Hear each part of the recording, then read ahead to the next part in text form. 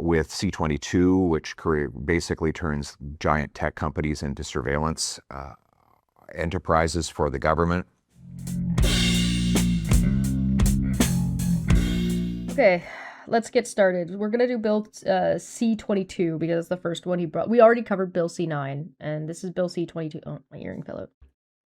First session, 45th Parliament, 3 to 4, Charles III, because he's the king now. 2025 to 2026, House of Commons of Canada, Bill C22, an act respecting lawful access. First reading, March 12th, 2026. Ministry of Public Safety. I should zoom this in so you guys can see better. Because we really only need this side. The other side is all French, so if it makes you feel any better. I am not going to read in French. My French isn't good enough. It would be really good practice, but too bad I'm not going to do that. I'm going to try and keep track of this as we go. Recommendation. Her Excellency, the Governor-General recommends to the House of Commons the appropriation of public revenue under the circumstances in the matter and for the purpose set out in a measure entitled, quote, an act respecting lawful access, end quote. Summary. Part 1 amends various acts to modernize certain provisions respecting the timely gathering and production of data and information during an investigation. It, among other things, A, amends the criminal code to, among other things, 1, facilitate access to basic information that will assist in the investigation of federal offenses through confirmation of service demands given to telecommunication service providers or judicial production orders for the production of subscriber information. 2, expedite the response to production order by shortening the review process and clarify the ability of peace officers and public officers to receive and act on certain information that is voluntarily provided to them and to obtain and act on information that is publicly available. 3, specify certain circumstances in which peace officers and public officers may obtain evidence including subscriber information in exigent circumstances. Exigent? Am I pronouncing that correctly? Hold on, let me double check. I think I know what this word means, but it's been a long time since I've seen the word exigent. Goodness gracious me. Let me just make sure I know what this word means. Exigent. Pressing, necessary, or decisive moment. Proceedings before outlawry. Name of the right in proceedings before outlawry. Exigent. Exigent. Oh, I was correct. Yay, we did it. Exigent. So for anybody who doesn't know, the francophones thank me. Yeah, they would rather I not try to do this in French. My expertise in laws. Cops arrested me once, handcuffed me, and took me away, then charged me with littering for not picking up my stuff. Wait. The cops took you away, so your stuff got left behind, and then they charged you for littering because they took you away from your stuff that got left behind? Is that what you're telling me? No. What the fuck? Where was this in Minnesota? I asked because your name is Todd in Minnesota. Where did this like, don't dox yourself. I don't want to know where you live, but like, what? Oh my god. That's so douchebaggery. What the fuck? Do you mind telling me what year this was in? Was this recent? In Canada, that would make the news. Gotta hit those arrest quotas. Ugh. Cursed. 20 years ago? That's insane. That's insane. That's like I'm gonna sue you type of shit. Alright, sorry. 3. Specify certain circumstances in which peace officers and public officers may obtain evidence including subscriber information in exigent circumstances. 4. Allow a justice or judge to authorize in a warrant a peace officer or public officers to obtain tracking data or transmission data that relates to anything that is similar to a thing in relation to which data is authorized to be obtained under the warrant and that is unknown at the time the warrant is issued. 5. Provide and clarify authorities by which computer data may be examined. And 6. Allow a judge or justice or judge to authorize a peace officer or public officer to make a request to a foreign entity that provides telecommunication services or that provides services by a means of telecommunication to the public to produce transmission data or subscriber information that is in possession or control. B. Makes consequential amendments to the Foreign Publish Advertising Service Act. C. Amends the Mutual Legal Assistance in Criminal Matters Act to allow the Minister of Justice to authorize a competent authority to make arrangements for the enforcement of a decision made by an authority of a state or entity that is empowered to compel the production of transmission data or subscriber information that is in the possession or control of a person in Canada. D. Amend the Canadian Security Intelligence Service Act to, among other things, 6.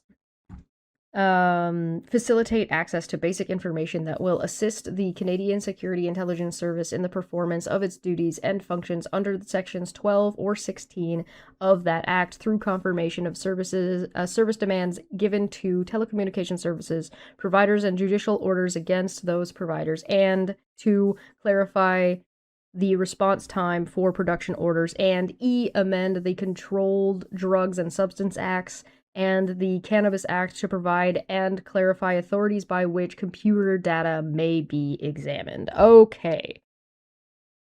That is part 1. That is the summary of part 1.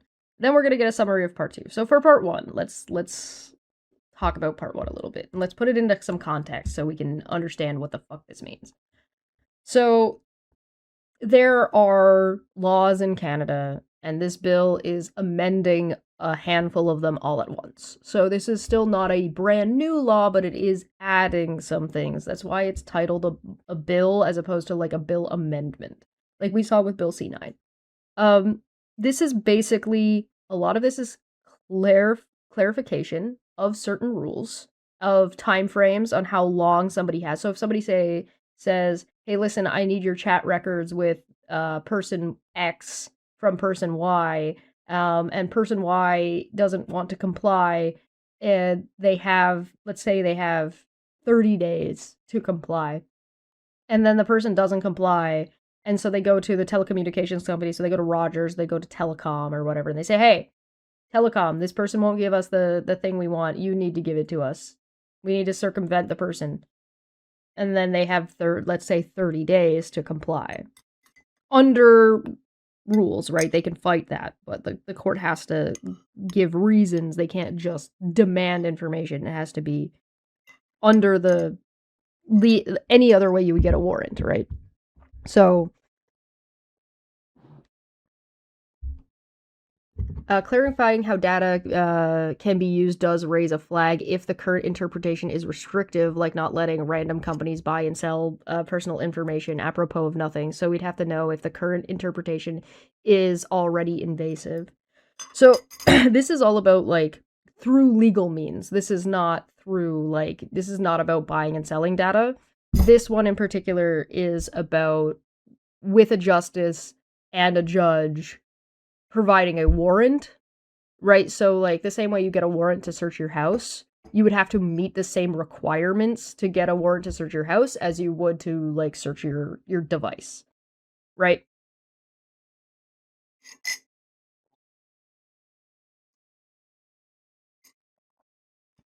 So that's the type of thing we're talking about. At least that's the type of thing in part 1. So this is not that, a random cop on the street can just ask to see your phone, right? That your phone is still considered your personal property. And so because it's still considered your personal property, if a cop asks you for your phone, they have to provide a warrant to be able to see it. And for you to be issued a warrant, you have to already be in court.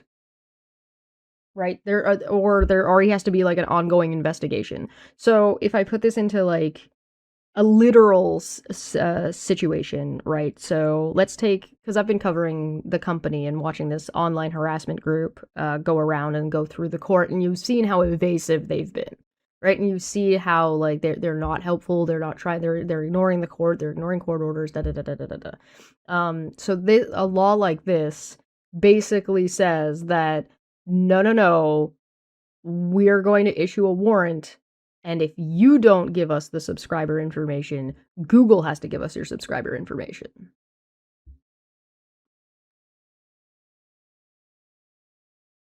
Right? Or like, let's say Kiwi Farms, right? Let's say Kiwi Farms has gone around and like swatted or doxed somebody. Well, then the court goes, okay, well, we need to trace and track where this is going. And they go, okay, well, we don't have that data, but we need a warrant to get that data. And we can get a warrant to get that data from, instead of Kiwi Farms and the owner of Kiwi Farms, instead they can get that's like who's subscribed and who's logging into the website, they can go to somewhere else. So how could this be abused, I think is the question.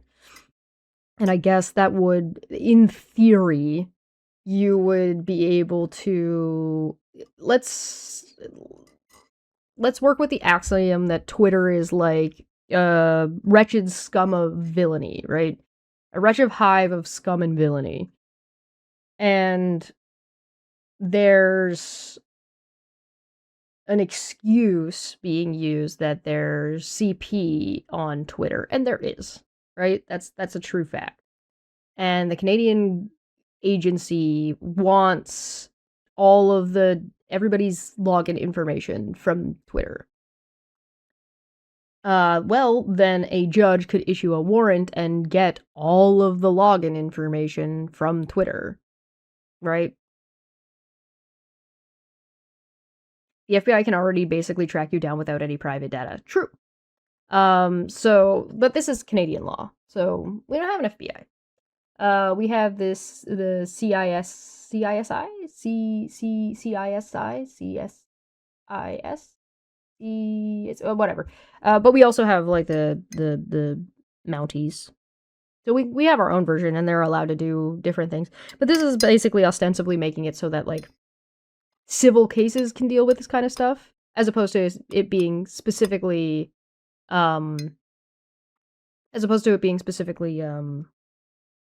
federal.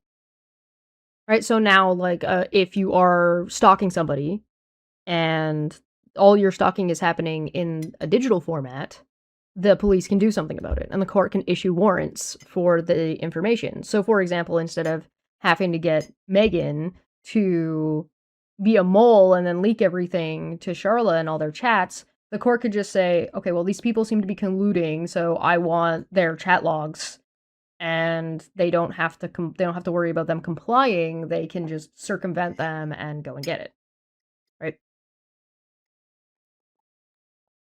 They have this data sharing capability in the United States with the flock cameras. Oh, yeah, I've heard about that. This also makes an amendment so that way if, say, for example, one of these people has fled to Canada or is using a Canadian VPN, you can, like, somebody in the States could get in trouble if they're using like, or if they're Canadian in the States or Europe or somewhere else, they can still be like, hey, we want, they're allowed to request the data, as opposed to they weren't even allowed to request the data in the past. So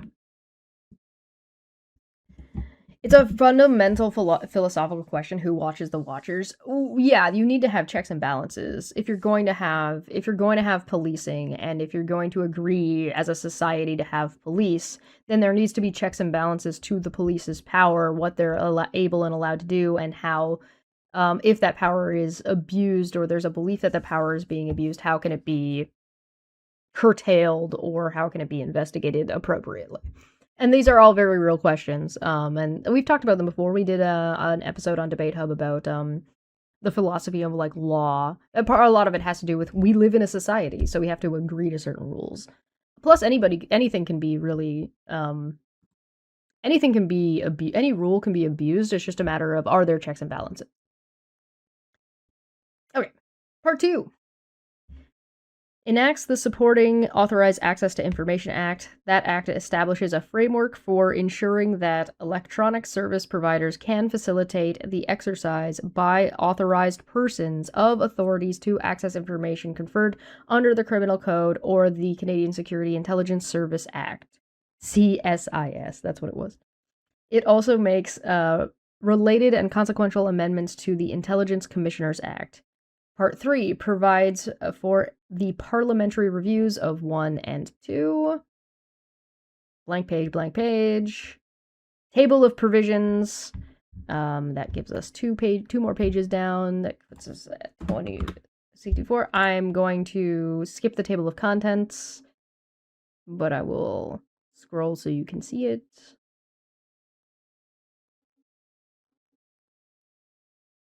Those are just the summaries. Don't abuse police powers. Like and share the stream instead. Yeah.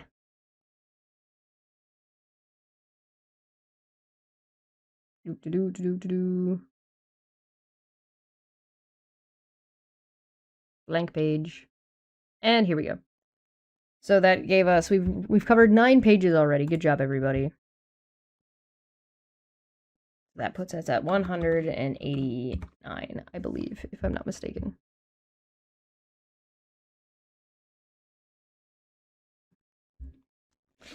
Encryption creates issues as it limits the information the service provider actually has. Yes. Which is not necessarily a bad thing, quite frankly. It's just a matter of, like, working it out, right?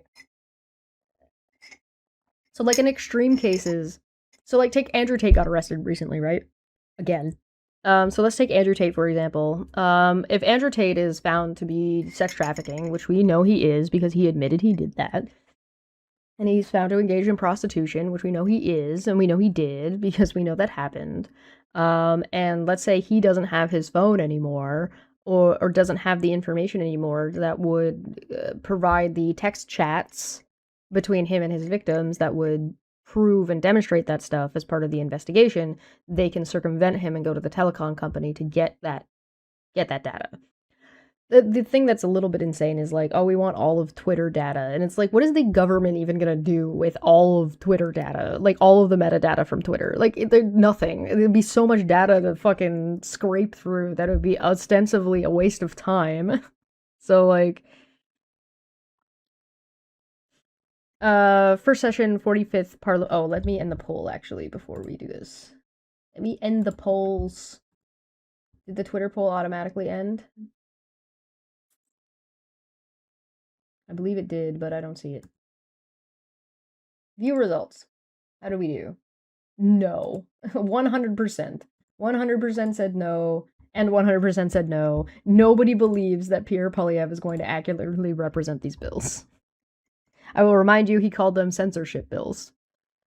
Okay, first session, 45th Parliament, 3-4, Charles III, 2025-2026, House of Commons of Canada, Bill C22, an act respecting lawful access.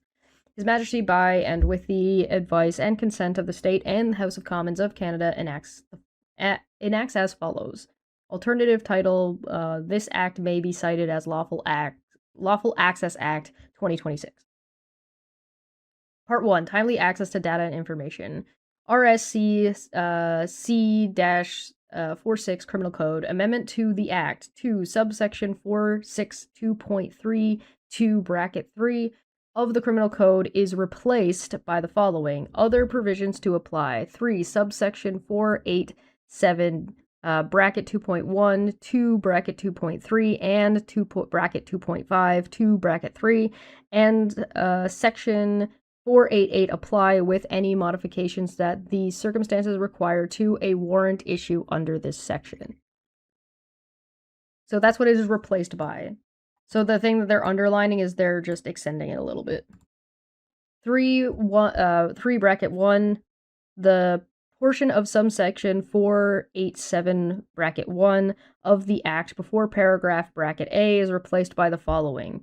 Information for search warrant. 487 bracket 1, a judge or justice who is satisfied by information on oath in Form 1 that there are reasonable grounds to believe that there is in a building, receptacle, or place. And then that's all they changed. So they basically just added it so you could get a judge or a justice. Like the underlined parts are the stuff that they've changed. So these are just like tweaks to the language to make them a little bit more extensive so far. 2 subsection 487 bracket 1 of the Act is amended by replacing, quote, a public officer who has been appointed or designated to administer or enforce a federal or provincial law and whose duties include the enforcement of this Act or any other Act of Parliament and who is named in the warrant with a public officer.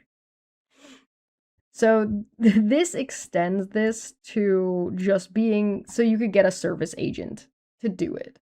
Instead of having to have this, like, go through this rigmarole and jump through these hoops, they've streamlined it to be a public officer can do it.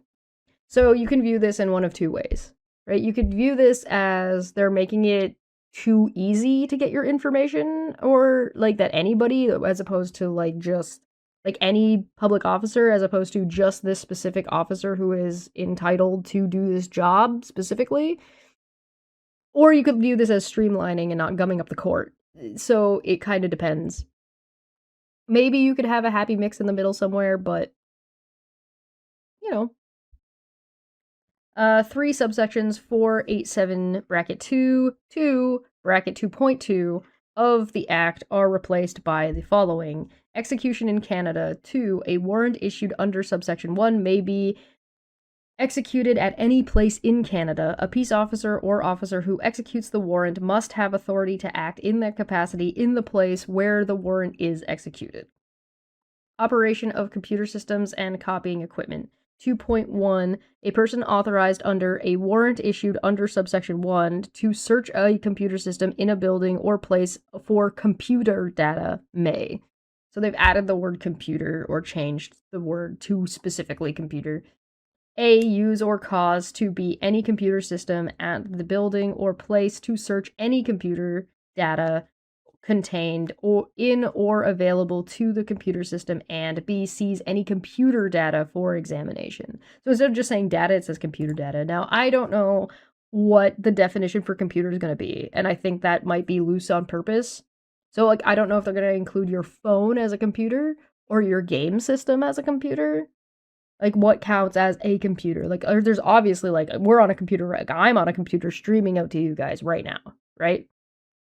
So if they wanted my subscriber data, they could, like, who's subscribed to my YouTube channel and who's subscribed to my YouTube account, they could issue a warrant, come to my house, open my computer, look it up, log into my YouTube account, and look at who's subscribed. Right? That's the data they're looking for. Now, there's some of that data I'm not going to have access to, depending on what they're looking for. So they'd be able to go to Google or go to the service provider and say, hey, listen, we need the subscriber data for this account. Right? Yeah, but like, does your printer count? Does your phone count? The, like, what? Right? So you'd have to, and sometimes that language is left loose intentionally to be fought out in the court. Right? That sometimes that language is on purpose. So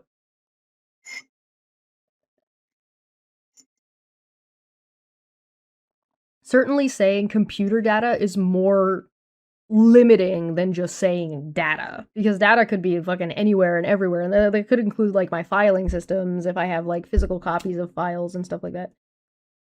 Right? Duty of person in possession or control. 2.2. Every person who is in possession or control of any building or place in respect of which a search is carried out under a warrant issued under subsection 1 shall, on presentation of the warrant, permit the person carrying out the search to perform any of the acts referred to in subsection 2.1. Examination of computer data. 2.3. The judge or justice may, in a warrant issued under subsection 1, authorize the examination of any computer data seized under the warrant or contained in or available to a computer system seized under the warrant if the judge or justice is satisfied that there are reasonable grounds to believe that the computer data will afford evidence with respect to the commission of the offense set out in the information. So that is basically saying that these warrants can't just be issued willy-nilly. They have to be argued for.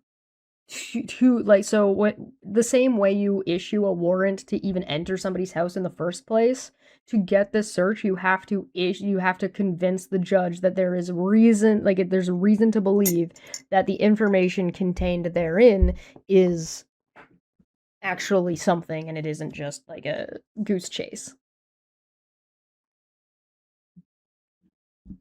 So it's not arbitrary, I think is the word I'm looking for. Warrant examination of computer data. 2.4. A judge or justice may at any time issue a warrant authorizing the examination of computer data contained in or available to a computer system that is specified in the warrant and that is in the possession of a peace officer or public officer if the judge or justice is satisfied by information on oath in Form 1 that there are reasonable grounds to believe that a. An offence has been or will be committed under this act or any other act of Parliament, and b. the computer data will afford evidence with respect to the commission of the offence. Yeah, again, so there has to be valid argumentation in court to a justice to even begin this. Conditions. 2.5. The examination of computer data under a warrant issued under this section may be made subject to any conditions that the judge or justice considered advisable to ensure that the examination is reasonable in the circumstances. So that means that the judge and the justice can put limiters on what data you're allowed to get. So you have to convince the judge that you can go and get this computer. Then when you get this computer and its metadata, you then have to get another warrant that says this information is viable and necessary for our investigation or for our court proceedings. The judge has to agree, sign off on it, and then also the judge has to say, okay, but here's the restrictions. Like, you're allowed to look at this metadata, but you're not allowed to look at this metadata. Copy of warrant relating to computer data. 2.6. As soon as feasible after a warrant authorizing the examination of computer data is issued under this section, the person who applied for it shall give a copy of it to the following persons. A. Any person, if known, who is the lawful owner of a computer system that contains the computer data or through which the computer data is available or who is lawfully entitled to the possession of that computer system, and b. any person who is referred to in the information who is under investigation for the commission of the offense set out in the warrant and whose computer data is authorized to be examined under the warrant. So let's call this Epstein's emails. Something like that. So, like, you could go to the service provider and be like, hey, listen, Epstein deleted a shit ton of stuff off his computer. We know that because we got a warrant to look at his computer and we were able to track and trace that he deleted a bunch of emails. So we need you guys to give us the fucking emails. Cool, thanks. It seems initialization or trying to get information is slightly easier, but you can still be rejected by a judge. It seems to be slightly... So it seems to have gone from not being able to do it at all to now being able to do this under specific circumstances, which I'm not against. We're at the point in the year of our Lord 2026 that online activity is real life. There is no longer any delineation between real life and online life. They're the same, right? Your online presence is the equivalent of a portion of your real life, and a considerable portion of your real life. Your banking is there, your communications with your friends and family are all there, your personal life, stuff like that, all that's there. So it's like the equivalent of saying, let's make this a little bit easy and pretend you have a journal and you keep your journal on your computer. Well, before I could get a search warrant for your house and I wouldn't be able to find your journal. Right? I could look through and I wouldn't find a journal because it was stored digitally, so I wouldn't have access to it, even if I needed access for the investigation or for whatever thing was going on. So, like, looking for somebody like Manifesto or something, like a school shooter. But if I go and get one of these, now I can look at their computer to be like, hey, is there a journal that I'm looking for that's stored digitally somewhere. Now I can go and get that. Right? Now, I might not, by limits of the warrant, the judge might be like, okay, listen, you can look for a journal. If you find that journal, you can look at it, but you're not allowed to look at any other metadata or any other data that's stored on the computer. Then they go, okay, so they go and specifically look for that thing, and they go, okay, yes or no, did I find it? Yes, no, and am I allowed to, what information am I allowed to get from this? So you might not even be allowed to look at the metadata for the journal, right? Or if it was sent to anybody, you might just be able to look at that one file, right? As opposed to them saying, so what, now that you've obtained the data, you get a warrant to say what parts of the data you're allowed to look at, right? So it might be restrictive, right? Depending on what the judge says and what the lawyers have argued amongst themselves. That's just an example. There's plenty of other things. So like, you could take it another way and say, I want to look at the accounting books of a mega corporation. And the accounting books are all stored digitally. Great. How do I do my investigation if I can't look at their computer data? Right? You have to, because it's all stored digitally now. There aren't physical books anymore. You know what I'm saying? So a lot of this is taking laws that exist in physical space and moving it to now also exist in digital space, in my interpretation. I don't know if you guys can hear the thunder, but it's starting to rain again. PB hiding his spicy Tumblr and DeviantArt accounts that would ruin his career because he made a weird question mark. Oh, he made it weird. Why are you making it weird? Stop making it weird. Exception 2.7. 2.7. However, a copy of the warrant is not required to be given to a person under subsection 2.6 if A, the person has already received a copy under section 487.093, that's service stuff.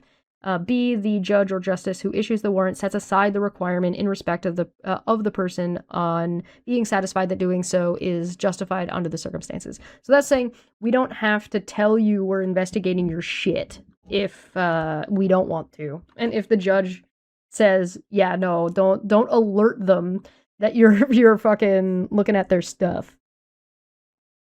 And I'm sure you guys can imagine how that could go wrong, and I'm sure you guys are capable of imagining how that could go, why that might be necessary. So I won't go into that too hard. If the stream cuts out, it's because my power went out. It's possible that their bookkeeping might be done in a cloud service as well, which might complicate issues for outdated laws. Yes, exactly. If they're storing no longer on a physical computer and they're storing on a cloud system and they issue this warrant, this type of warrant, these changes would allow them to get access to that information. So they'd be able to go to the cloud service and say, hey, Apple, we need access to this under this warrant and you have to provide it. Right? It basically says that Apple can't refuse the warrant, which has been something that's been in contention in the past. Extension 2.8. If the judge or justice who issues a warrant under this section authorizing the examination of computer data or any other judge or justice having jurisdiction to issue such a warrant is satisfied on the basis of an affidavit submitted in support of an application to extend a period within which a copy of the warrant shall be given under subsection 2.6, that the interests of justice warrant the granting of the application, the judge or justice may grant an extension or a subsequent extension of the period, but no extension may exceed 3 years. So you're allowed to so again, if you're investigating somebody like Andrew Tate and Tristan Tate and you need to get into their cloud services and stuff, let's say you generally have 30 days to act on a warrant. They're allowed to be like, hey, listen, we need to be able to do this for a longer period of time because there's too much to go through. Can we get an extension on this, et cetera, et cetera? And so the answer is, if you can convince the judge, yes. If you can't convince the judge, no. Destruction of evidence is an issue. Yeah, it is. Examination time and place. 2.9. An examination of computer data authorized under a warrant issued under this section may take place at a time and at any place in Canada, and for the purposes of the examination, a person may copy computer data at any time and copy computer data at any time and at any place in Canada. So they can make copies of your shit as necessary, again, under the rules of the warrant. Which is, that's what you were just saying about destruction of data. Section 4, Section 4 4.87 of the Act is amended by adding the following after subsection 3. Definitions. 4. The following definitions apply in this section. Computer data has the same meaning as in subsection 342.1 bracket 2. A computer system has the same meaning as in subsection 342.12. Judge means a judge of a superior court of criminal jurisdiction or a judge of the court of Quebec. So now it's limiting what it can't just be any judge, and this is like a criminal stuff, not civil stuff. A public officer means a public officer who is appointed or designated to administer or enforce a federal or provincial law and whose duties include the enforcement of the act or any other act of parliament. So these are limiting. For bracket 1, the portion of the... Can you guys hear that? Hold on. Let me,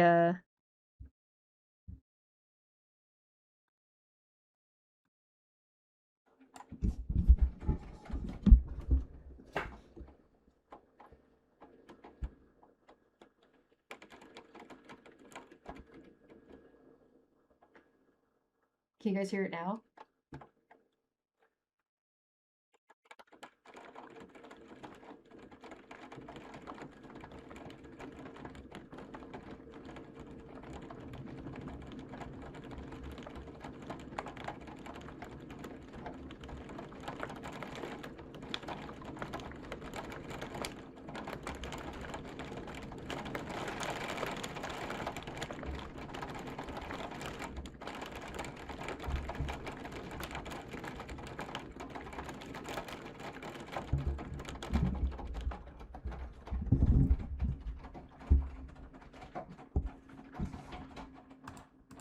Yeah, that's the, it's storming. I would bring my tomato plants in, but they're probably fine. Did I bring a jacket? No. No, it's not hail, they're just really big water drops. It missed, Al says the rain missed him this morning at 8, but I guess it went over the lake and was like, Chesh can have it. Yay, it's for me. After a dry spell, that can be the most wonderful sound. Yeah, it's been like, it was raining a couple of days ago, but this is nice. There's like a slight rumble going on underneath it, which means there's some thunder going, but no signs of lightning, and it's not that dark. If I stuck my head out the window, I'd be very wet very quickly.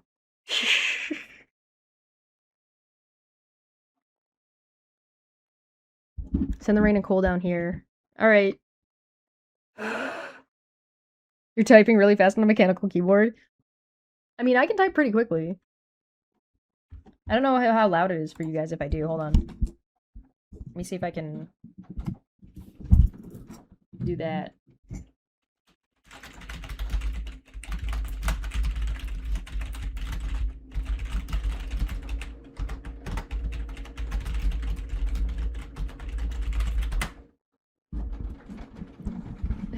There you go.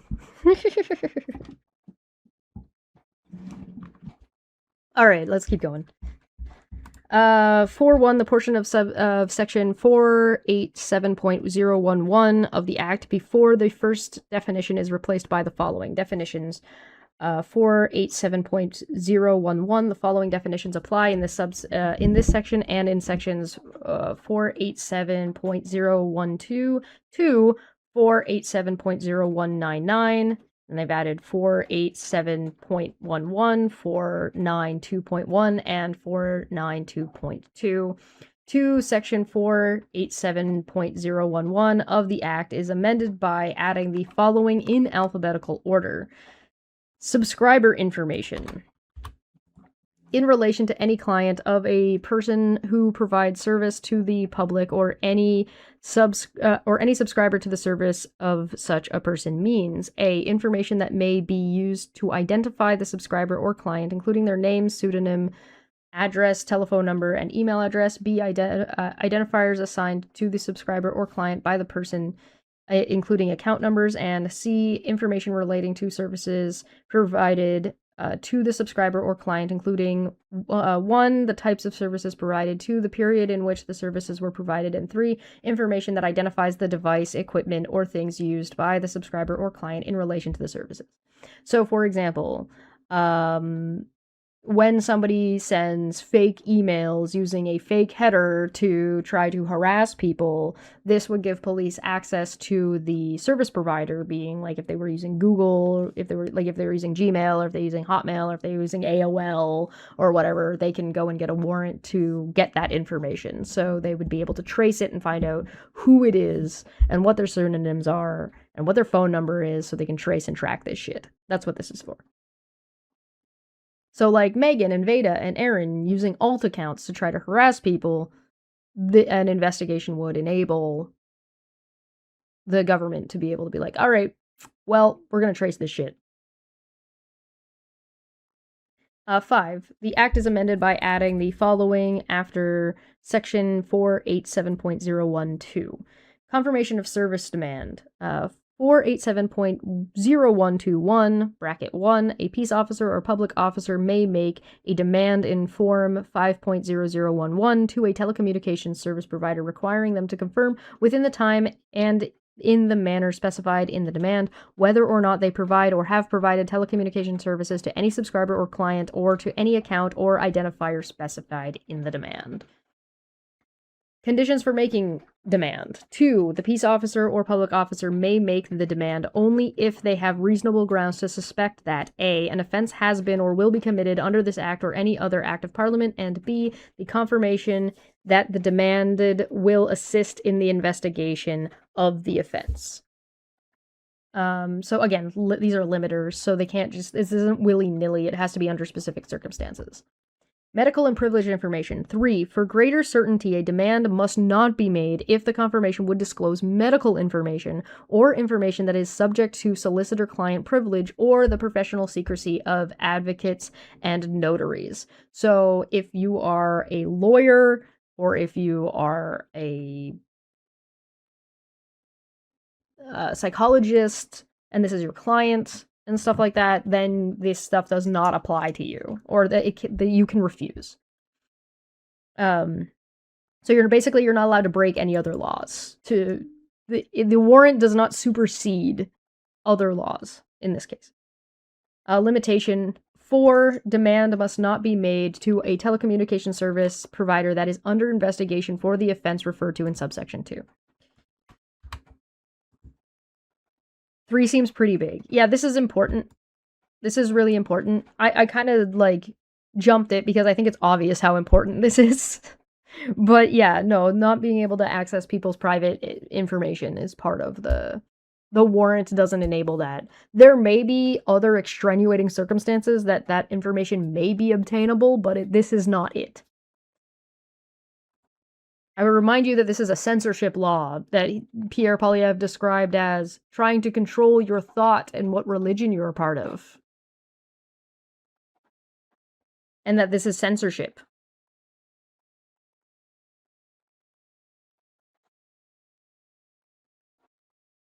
Time. 5. The time specified in the demand is to be not less than 24 hours.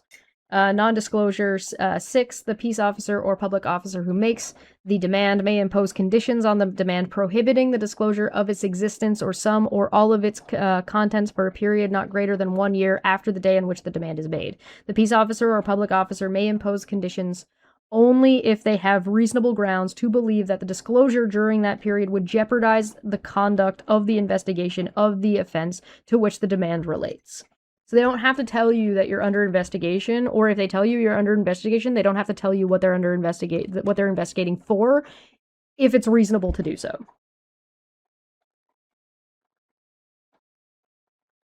Atlantic said, I think this one is the privacy/surveillance, right? It's the bill that concerns hate speech that is censorship. I don't know, Pierre just sort of blurts all of it out and doesn't really specify very well what he's talking about.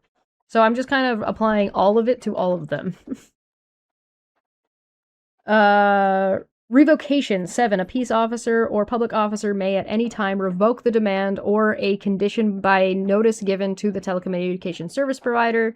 Application for review. 8. The telecommunications service provider may, within 5 business days after the day in which they received the demand, apply in writing to a judge in the judicial district where the demand was received to revoke or vary the demand. So yeah, if you're a service provider and you get this demand for information, you have 5 business days to be like, hey, no.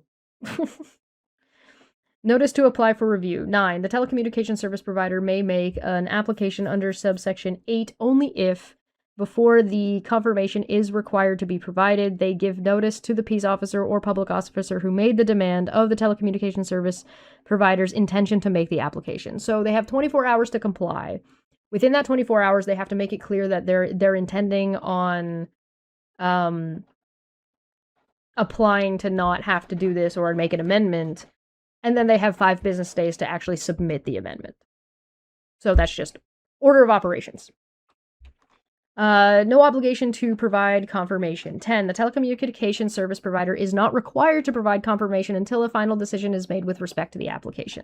So they don't have to comply and they don't have to confirm that they're going to comply until their 5 business days, like assuming they send their application in on the 5th business day. So they send that in. They don't have to say that they're going to actually do this until a judge makes a decision about the demand. Then they get served again and the whole process happens again. That's so they don't have to confirm or deny anything until that process is completed and has been settled. Olivia sent a super chat for $2 Canadian. To a toonie. Thank you very much. Just got a phone call from a medium agency. A medium agency. Like a spiritual, medium? That kind of medium? What did they tell you? Did they tell you, is there something, but, oh, you just hung up with them immediately. Oh, okay. Oh, fair enough. Man, cold calling is rough out there these days. Revocation or variation of demand. 11. The judge in the judicial district where the demand was received may revoke or vary the demand if satisfied that A, it is unreasonable in the circumstances to require the applicant to provide the confirmation, or B, provision of the confirmation would disclose information that is privileged or otherwise protected from disclosure by law. So this is what we're talking about in this part is basically the nitty-gritty of just the process of the service, right? This isn't really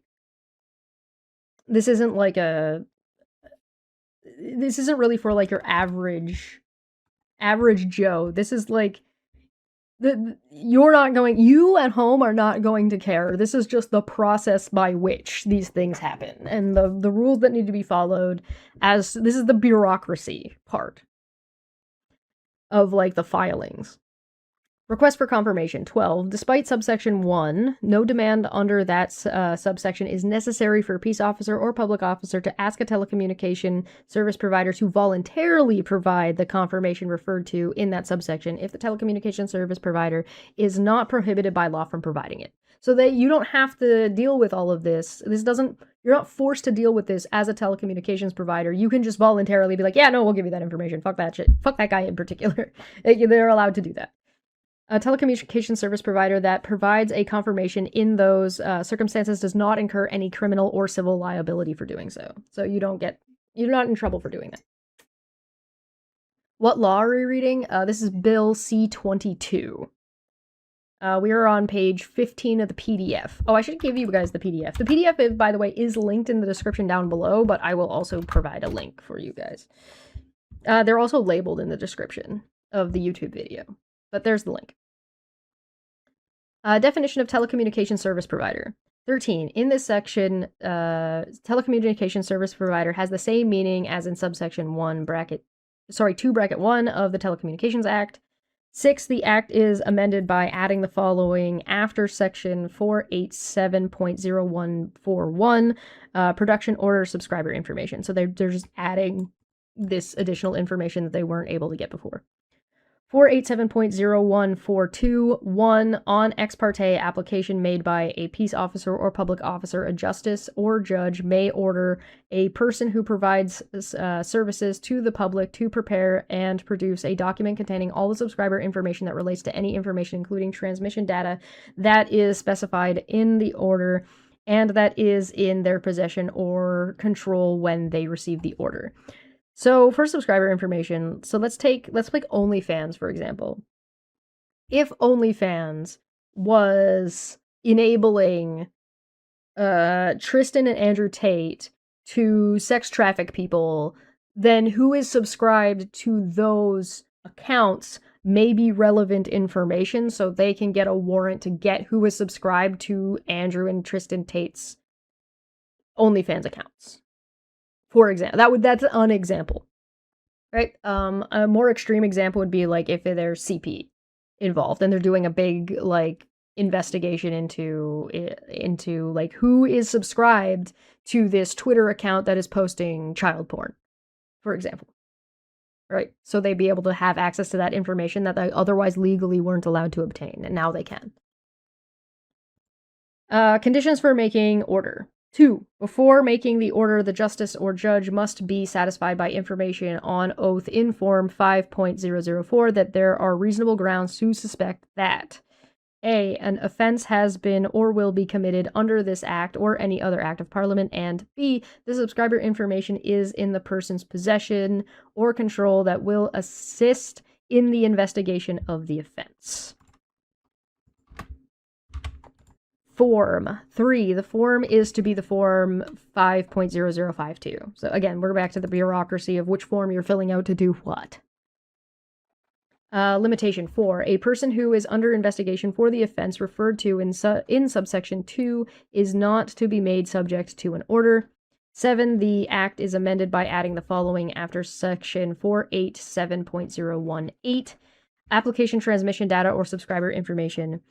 487.0181 bracket 1 on ex parte application may be made by a peace officer or public officer, or a justice or judge may authorize a peace officer or public officer to make a request to a foreign entity that provides telecommunication services or that provides services by a means of telecommunication to the public to prepare and produce a document containing transmission data or subscriber information that is in the foreign entity's possession or control when it receives the request. So if you wanted like your Starlink subscriber information for a region, they'd be able to ask for that. Now, that does not mean that Starlink has to comply. It's just that they are now allowed to ask, and they're allowed to ask ex parte. Conditions for authorization. 2. The justice or judge may authorize a peace officer or public officer to make the production request only if the judge or justice is satisfied by the information on oath in Form 5.00801 that there are reasonable grounds to suspect that A. An offense has been or will be committed under this or any other act of Parliament, and B. The transmission data of or the subscriber information is in the foreign entity's possession or control and will assist in the investigation of the offense. So if if Starlink is willing to comply and there's reasonable grounds, right? So again, you have to still convince a judge that this is viable. With a name like Tristan's, someone's getting trafficked inside. Aww.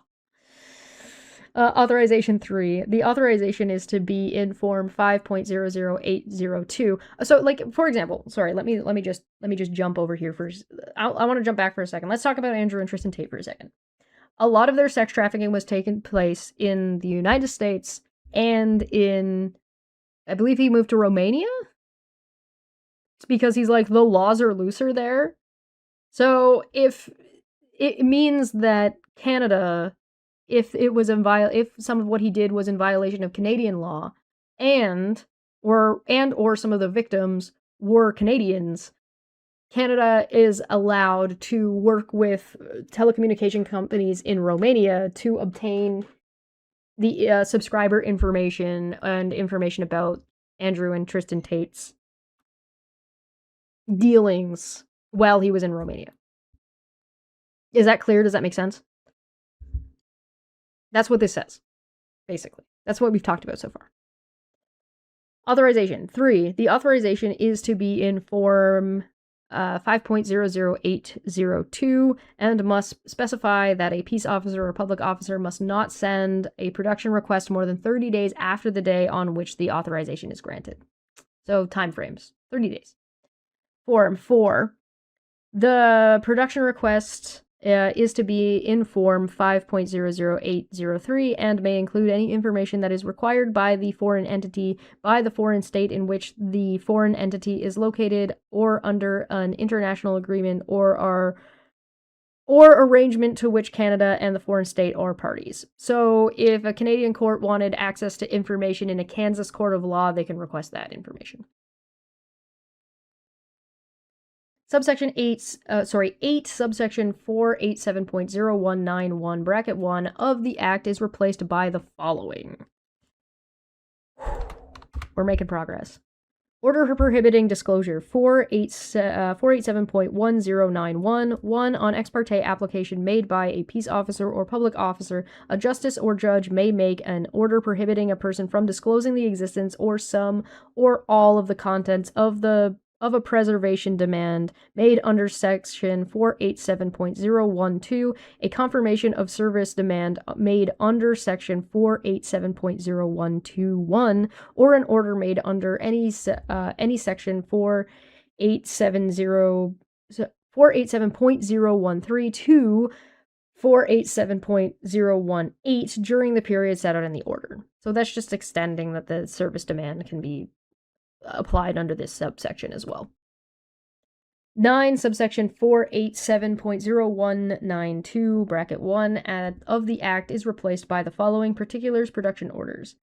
487.0192, 1, an order made under any of sections 487.014, 487.0141, 487.0142, and 487.016 to 487.018 must require a person, financial institution, or entity to produce the document to a peace officer or public officer named in the order within the time, at the place, in the form of specified in the order. So if the order specifies this needs to be done in 30 days or 60 days, that's the amount of time it takes.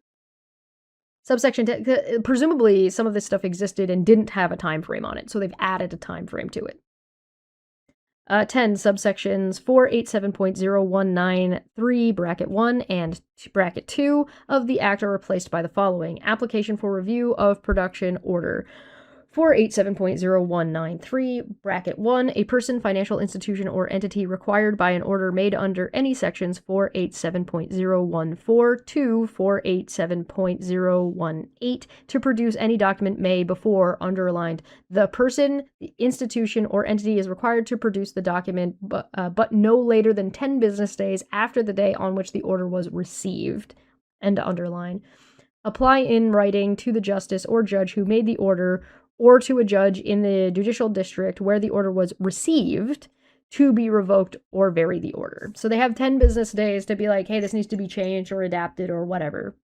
Notice required. 2, the person, institution, or entity may make the application only if, underlined, before the application is made, the person, institution, or entity gives, and underlined, notice of their intention to, underlined, make the application, and underlined, to a peace officer or public officer named in the order. So same thing as they were saying before, this is just an adjustment to the process of service. And like, again, the bureaucracy and rules of which the order of events take place. So if you play Magic the Gathering, this is the stack. This is the order in which like events take place. So like if you play this card and this card and this card all get played at the same time, the order that the cards take effect in. That's what's happening. Section 11, section 487.0195 of the Act is replaced by the following. For greater certainty, 487.0195, bracket 1, for greater certainty, no preservation demand, preservation order kept open, for greater certainty, no preservation demand, preservation order, keep account open or active order, or production order is necessary for a peace officer or public officer to ask a person to voluntarily preserve the data, that the person is not prohibited by law from serving to voluntarily keep an account open or active, that the person is not prohibited by law from keeping open or active to voluntarily provide a document, underline, or information, and underline, to the officer that the person is not prohibited by law from disclosing.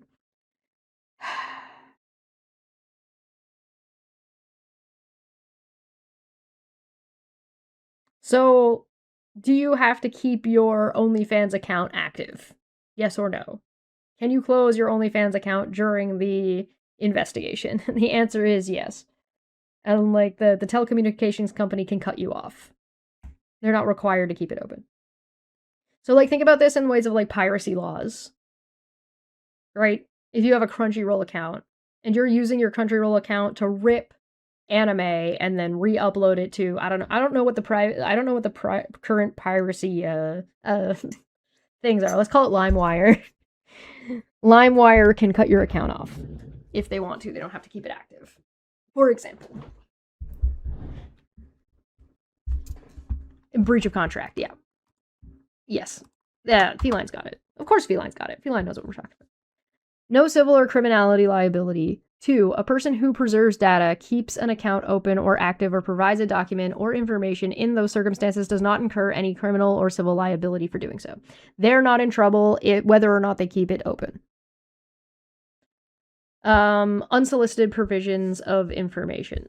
3. For greater certainty, no production order or warrant or confirmation of service demand made under Section 487.0121 is necessary for a peace officer or public officer to receive any information from a person or a telecommunications service provider, as the case may be, who is lawfully in possession of it, and to act on the information if the person, without being asked for it, provides it voluntarily or is required by law, including a law of foreign state, to provide it.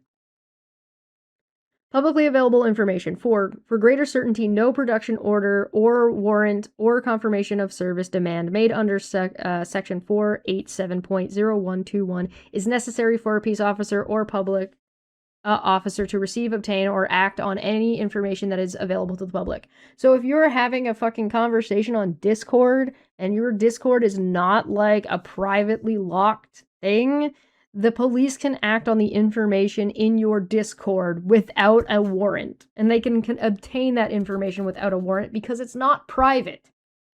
So if you're posting on Facebook, it's not private. So they don't need a warrant to gather the information. All right? Does everybody understand that? That really should be the case, quite frankly. If somebody posts some dumb shit on Facebook, the police should be able to utilize and access that information as far as I'm concerned, because you're a dumb fuck. Good fucking lord. Section 12, Section 487.0197 of the Act is replaced by the following. Offense, preservation, or confirmation of service demand. 487.0197. A person who contravenes a preservation demand made under subsection 487.012 or a confirmation of service demand made under section 487.0121 without lawful excuse is guilty of an offense punishable on summary conviction and is liable to a fine of not more than $5,000. All right? Simple. So if you don't do it, and they've just added the service demand that they're just adding stuff to pre-existing things. 13(1) subsection 487.1 bracket 1 of the Act is amended by adding the following after paragraph bracket 1. I.1, a warrant under subsection 487 bracket 2.4 bracket I2, an extension under subsection 487 bracket 2.8. 2. All right, cool. I'm gonna refill. I need to refill my drink. So my handing out flat earth flyers on the street corner isn't private? No. Imagine that. No, it isn't. No, it isn't. Alright, I gotta go get some more tea. Yeah, I'll take that stretch. Thank you very much. I will be... How long have we been live for? Almost an hour and a half already. Alright, I will be right back. Thank you for your patience. Okay, we're back. Disco is the subtle backbone to so much music. Yeah. It's true. This is a true fact. Alright, I had to get something to eat because I'm a little bit hungry, so I got some leftover pizza from D&D Day.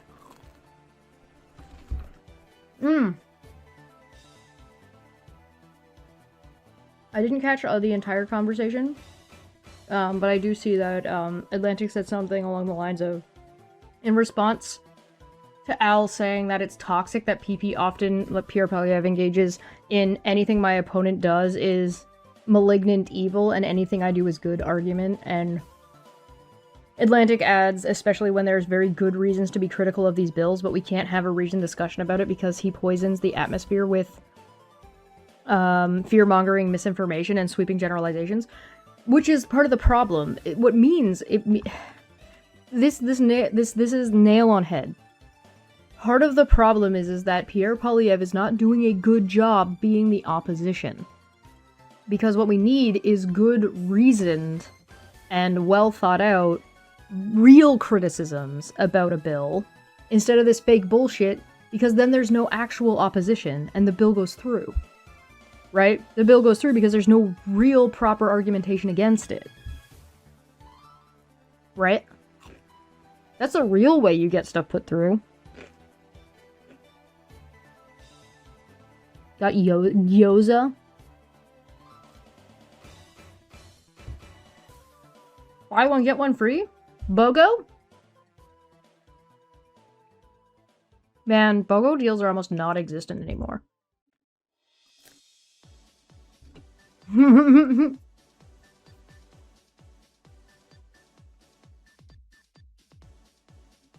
Red Cedar points out no trolls today is reading the law not leftist enough. And because reading the law itself is boring, one. And two, when you look at like the literal things that the law says, you have a hard time arguing, right? You have to know more. It's not easy, right? Yoza is like dumplings, yes. Atlantic says that Parliament should be a collaborative effort, not solely oppositional. Yes. Like, you're supposed to work together to move the country forward, not just no because the other guy is wearing a different colored tie. How often do we think Pierre Polyev actually does kettlebell? Probably more than you think he would, but not, like, you know what I mean? I said something in Manbear Pig for me? I don't even have Discord open. Let me look. I'm looking now, because obviously I'm not going to read with my mouth full. You know what I mean? You know what I'm saying? You know what I'm saying. You know what's up. Let me look. I'll do my best not to start a whole conversation based on the thing I'm about to look at. Oh no.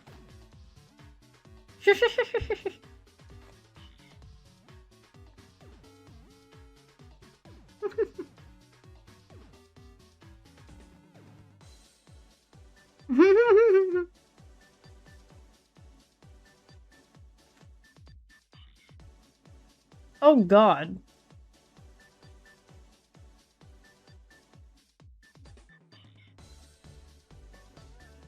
Okay, that's a book and a half. Wonderful.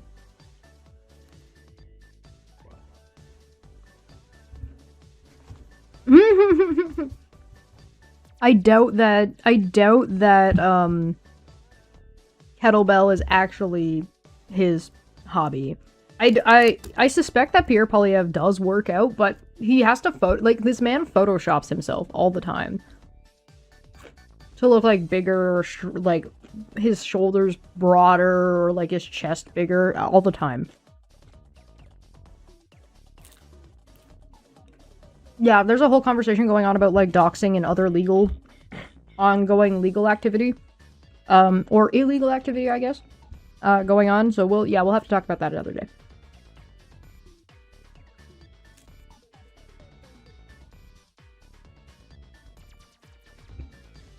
Joe Rogan should have called his bluff and did a kettlebell off. If Joe Rogan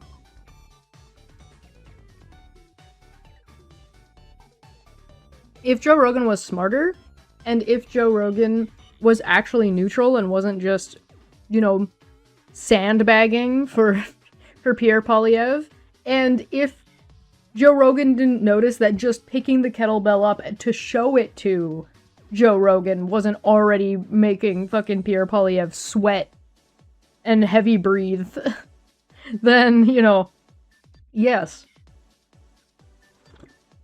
Well, there's not going to be a DFF this Friday because I'm going to be away. And then I will be back. And we're moving DFF, we're moving the time.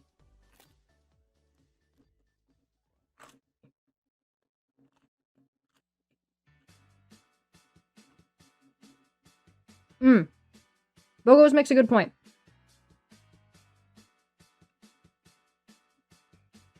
The law doesn't specify the actions they could take with the legislation. It has been confirmed in Parliament discussions that this law would allow the government to remotely turn on your microphone as well. It's not just chat logs and location data. You have a citation for that so I can take a look?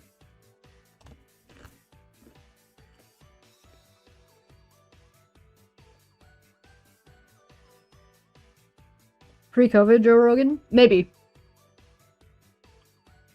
Joe Rogan from 5+ years ago, maybe.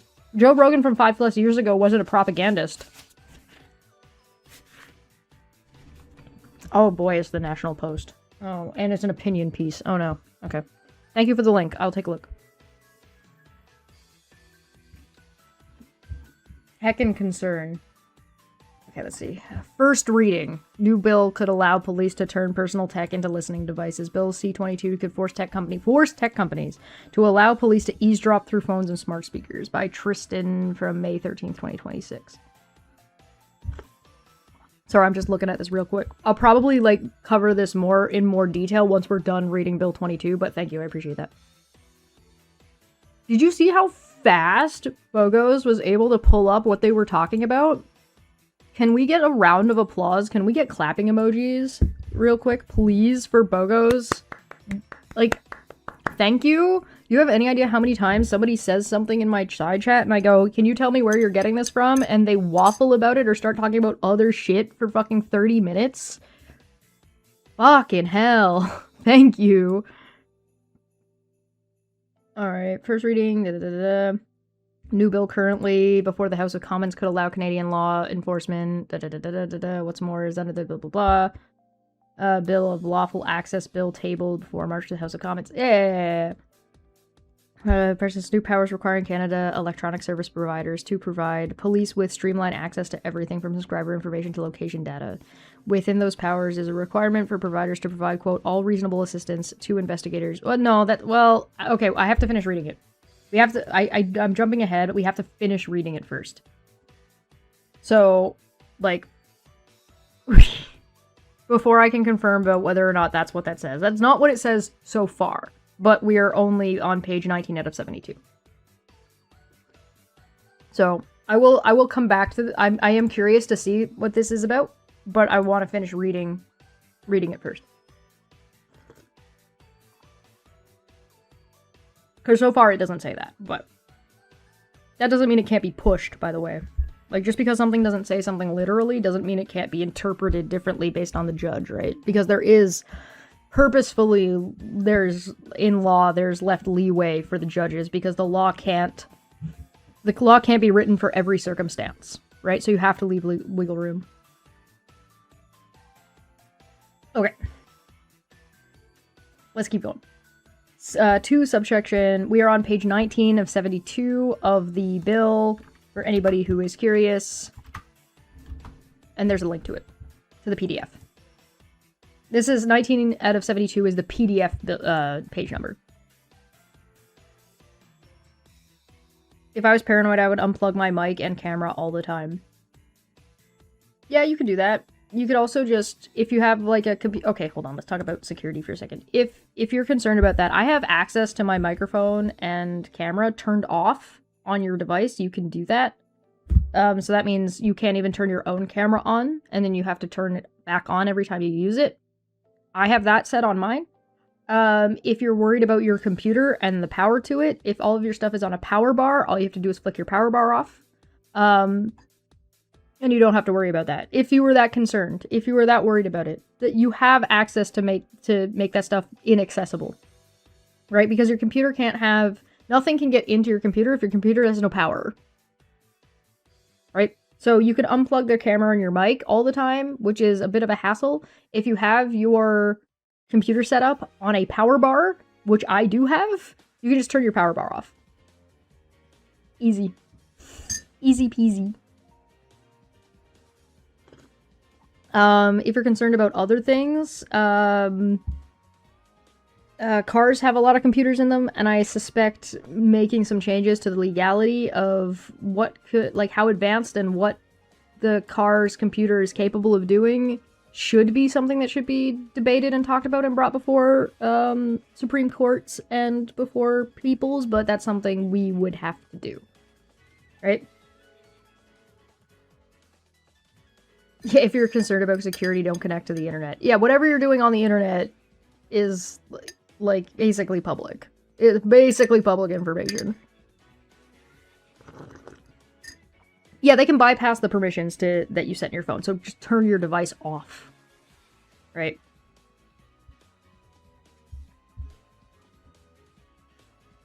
Drain it. Drain the power. Put it in a lockbox where it can't see or hear anything. Anyway, let's keep going.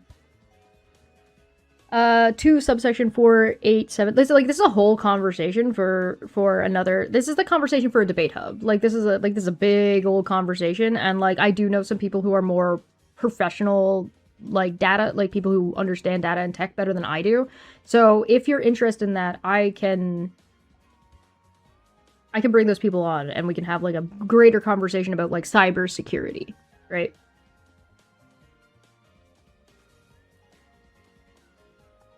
Apple finds my works even if the phone is off. Yeah, it can still find the phone if the phone is off.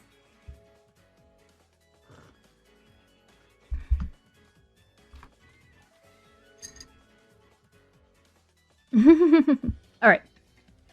Let's go back into this. We'll come. This is a great conversation and I want to have it, but I gotta get through this.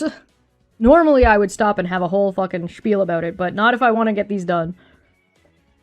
2 subsection 487.1 bracket 1 of the Act is amended by adding the following after paragraph O.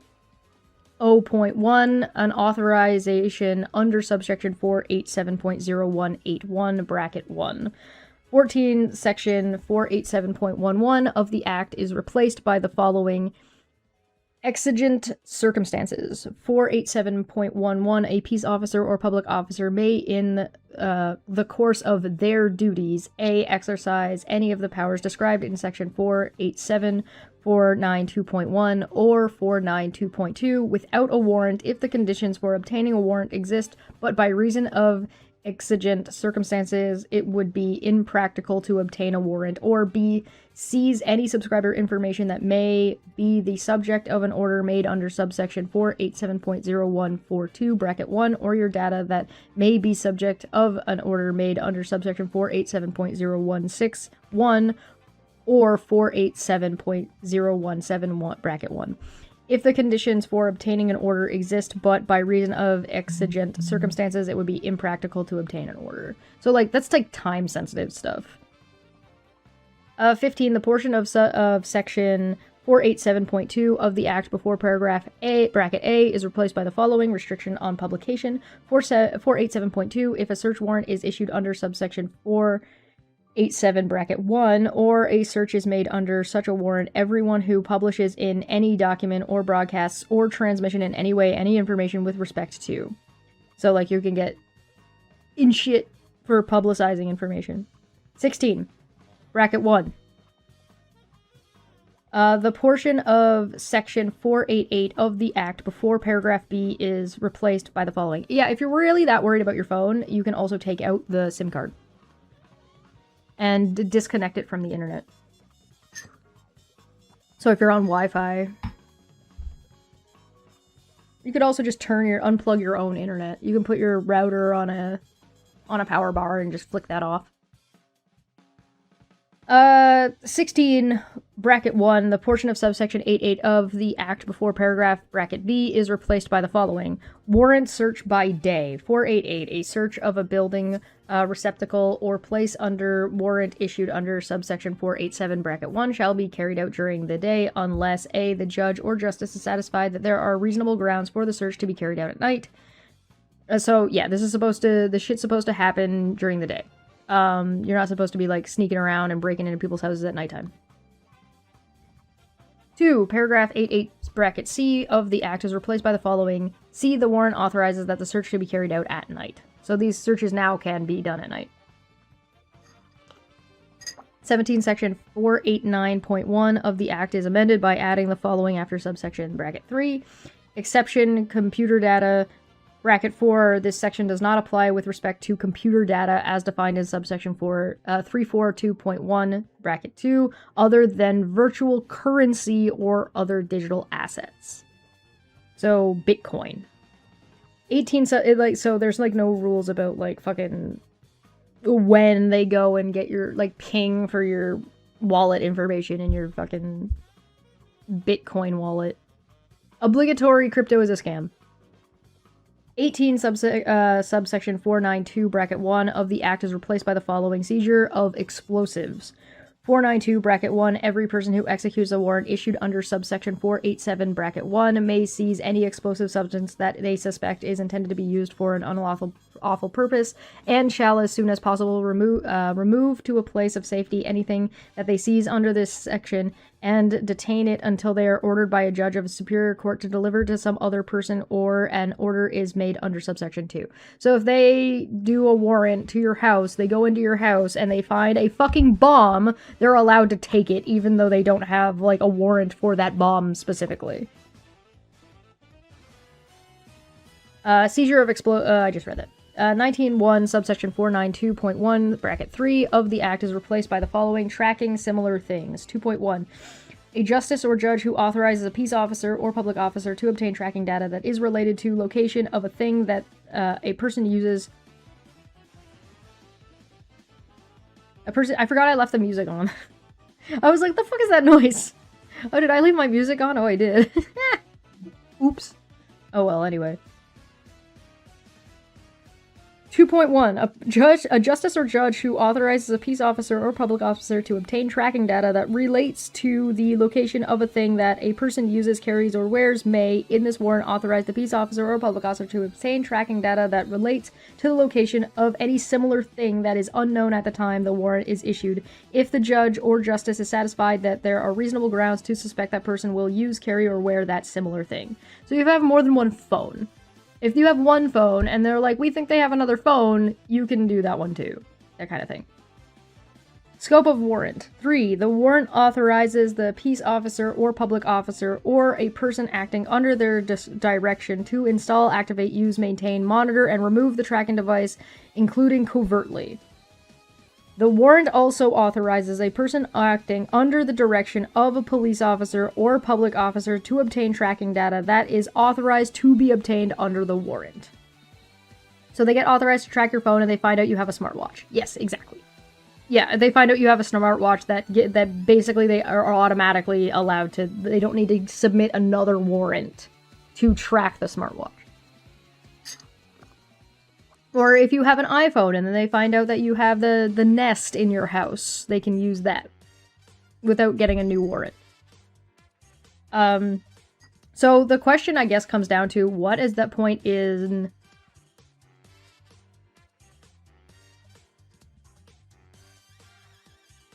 Oh, sorry, Atlantic, where... I'm just reading what you're saying. No. Private contractors getting my access to my data? Question mark. Where's the accountability when things go wrong? So far, this is only police. At least they have to get a warrant. I'd be 100% against this if police could just track anyone with all the recent stories of cops tracking their exes or stalking people using their technology. Yes. Yeah, no, you have to have a warrant for this stuff.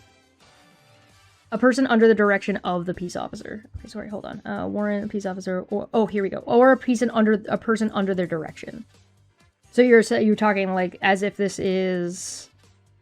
an employee at Apple, right? Is that what that's sort of what you mean? So like a private investigator?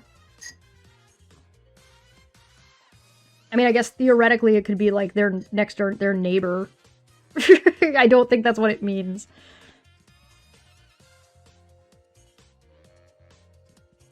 I feel like this would be like a private investigator, that sort of thing. I don't know, that might be in the, yeah, that might be in the definitions A person acting under the direction doesn't mean anybody, but so it will have a scope. But yeah, it does.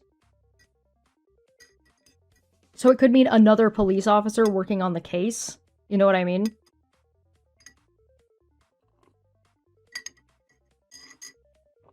A warrant, a peace officer, or a public officer. An agent of a peace officer. Are we seeing agent of a peace officer? Yeah, the warrant also authorizes a person acting under the direction of a peace officer or a public officer to obtain the tracking data that is authorized to be obtained under the warrant. So, like I said, it's not willy-nilly. It has to all be within the scope of the warrant. They've added the part of the warrant, right? The warrant. So you have to have the warrant to even do this in the first place. The accountability would be under the public officer who directed the person. So if person acting under their direction is like a rogue agent, for example, let's say, and that rogue agent goes and gets like a bunch of fucking information that they're not supposed to have, and they sell it, and then they find out that this information has been sold, the person held responsible would be the person and the public officer or the peace officer who was authorized in the first place because it happened under their jurisdiction and under their direction. That would be the accountability. The hard part would be finding out that they did it. You know what I mean? That would be the difficult part of the situation. Yeah, it must be working directly under and getting directions from. So, like, for example, somebody from a different department. So, like, if you've got an agent working on this case, and the agent is part of the CSIS, right? And they need something, and they're like, hey, agent from this area, can you do this for me because this is your expertise? And they go, yeah, no problem, right? If an officer can temporarily deputize anyone, and that counts, that could become anyone. Yes, there are, yeah. So under these laws, they are intended to be vague on purpose to have those things fought out in the court system by lawyers and by like other things, right? Like that's the point. These laws are not meant to be like for every circumstance. Right, so like, how do I explain this? Because I think this is something that people are afraid of. They're afraid of when the law is broad, right? When the law is broad or the law is a little bit vague, which I'm not saying you shouldn't be concerned about. That is a reasonable concern to have. This is a real thing that is, if you're worried about authorities weaponizing the law against the populace, right? Because that's what the concern is. If like we break down, like take out the individual circumstances, that's the concern. Am I right? Am I getting the worry correct? And I think that's a reasonable thing to be concerned. Like the who watches the watchers, right? Who's making sure these officers are acting in good faith, and who's making sure that these officers are not using the, like, extrapolating and weaponizing the law against the citizens, or who's stopping the government from utilizing or weaponizing the police to use these laws in sweeping information gathering. Like, I don't know, let's say we wanted to find out if what percentage of our population is Jewish and what they're up to, like that kind of thing. Is that what you guys are a little bit sort of the concern?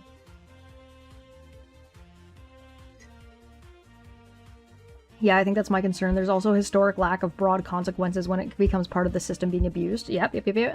I can deputize anyone I want. Nobody knows peace officer deputization like I do.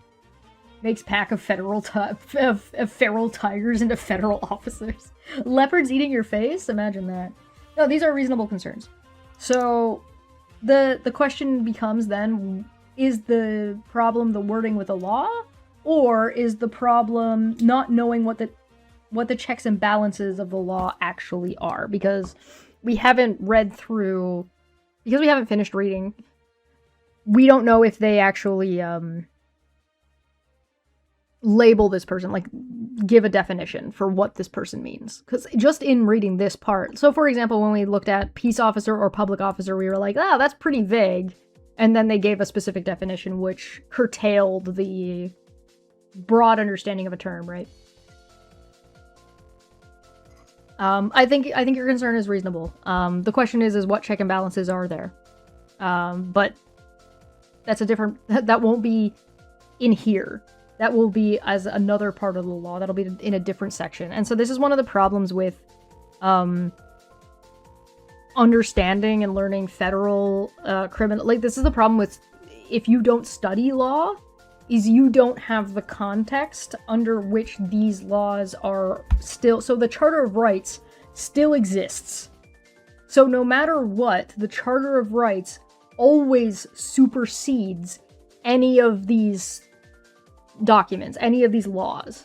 So if a law, or if the people believe that a law is being weaponized or utilized again, and it violates the Charter of Rights, then that can be taken to Canada's Supreme Court, right? And then the Supreme Court can look at the law and say yes and no. So an example of this is like gay marriage not being legal, and the Charter and the judges did that on the Supreme and on the court at the time were like, yeah, no, that's a violation of the Charter of Rights. So what you need to know then is you need to know what is the Charter of Rights, and maybe we can read it on your own, and or we will talk about that in another stream. We can go through Canada's Charter of Rights. I don't think it's terribly long. I think that'd be good. I think that'd be fun. We can look at like the Declaration, not the Declaration of Independence. What's the American one? It's not the Declaration of Independence. It's the I forget what it's called. Germany's got one. Is it the Bill of Rights? I don't remember. There's like the Americans have one. The Constitution. Yeah, that's it. The Constitution. So Canada has a Charter of Rights. America has a Constitution. There's Germany's got one. France has one. So it might be fun to like read them all, and then like the Magna Carta is the UK one. Yeah, we can go and compare and contrast them and be like, oh, we like this one. Oh, we don't like this one. Oh, we should change that. Oh, we can fix that. I think that would be a fun thought experiment. Are you guys interested in that? I think that would be fun. That might be fun. That might be a good time. All right. Hi, Landon. Landon said, speaking of weaponizing against the populace, last night, former student's mother, who was in the U.S. on asylum from Russia, picked up by ICE in Buffalo and moved overnight to Ohio.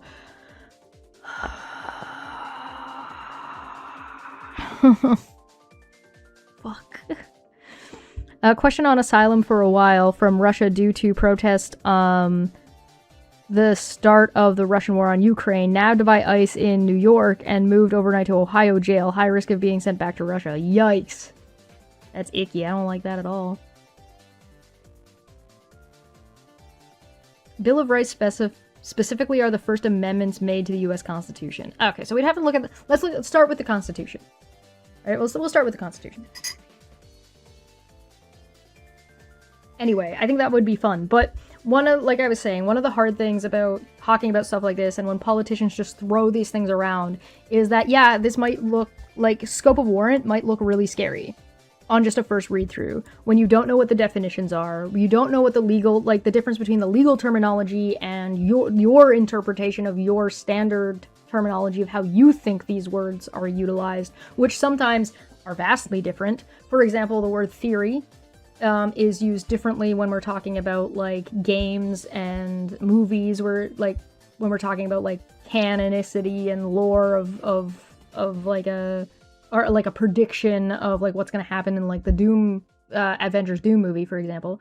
There's the word theory in scientific terms, which means something very, very specific. There's musical theory, which is actually a little bit closer to scientific theory than theory of like what you think a song means, right? So like these are all these words. Like legal theory is also like they can mean very, very drastically different things. Faith is another example. Actual malice. Yep. So like if somebody says actual malice in day-to-day speech, what they generally mean is they mean it quite literally to say someone is being actually malicious, which is not what actual malice is in legal terms, right?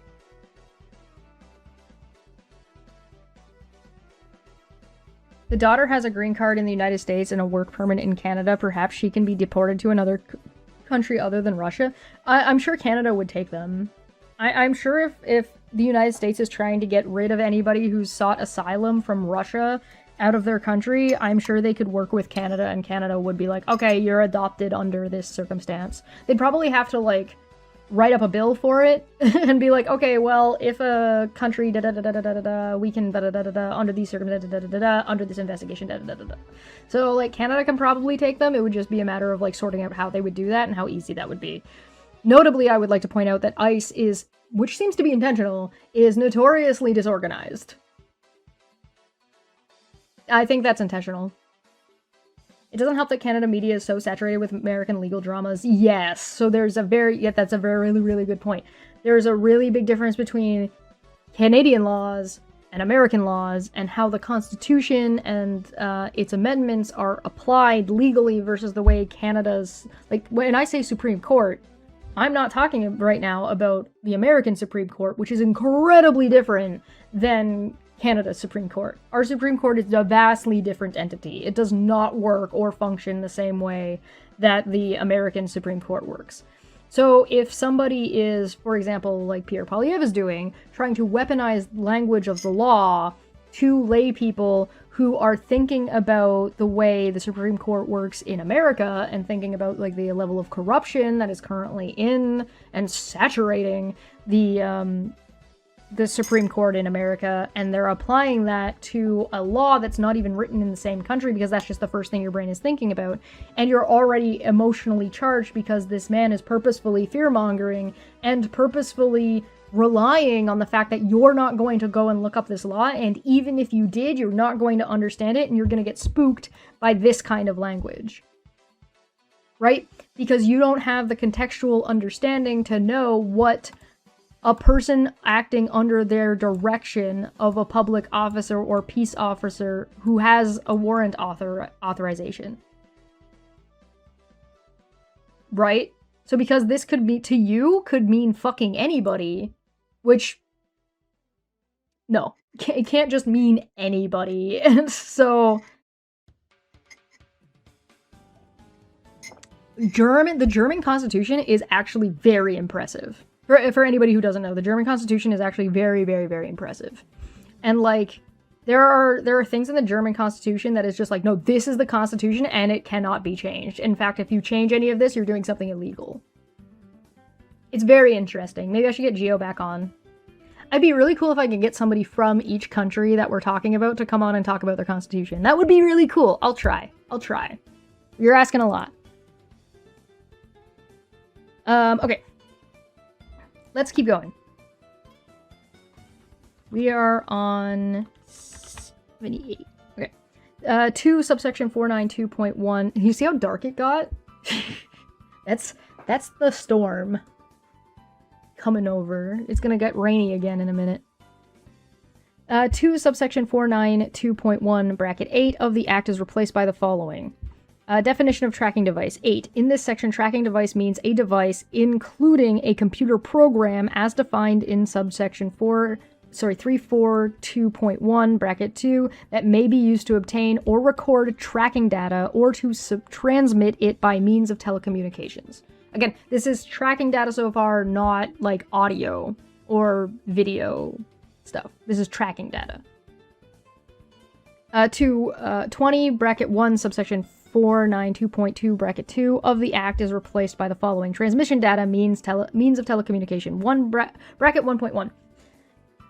A justice or judge who authorizes a peace officer or public officer to obtain transmission data that relates to any means of telecommunication used by a person may, in the warrant, authorize the peace officer or public officer to obtain transmission data that relates to any means of telecommunications that is unknown at the time the warrant is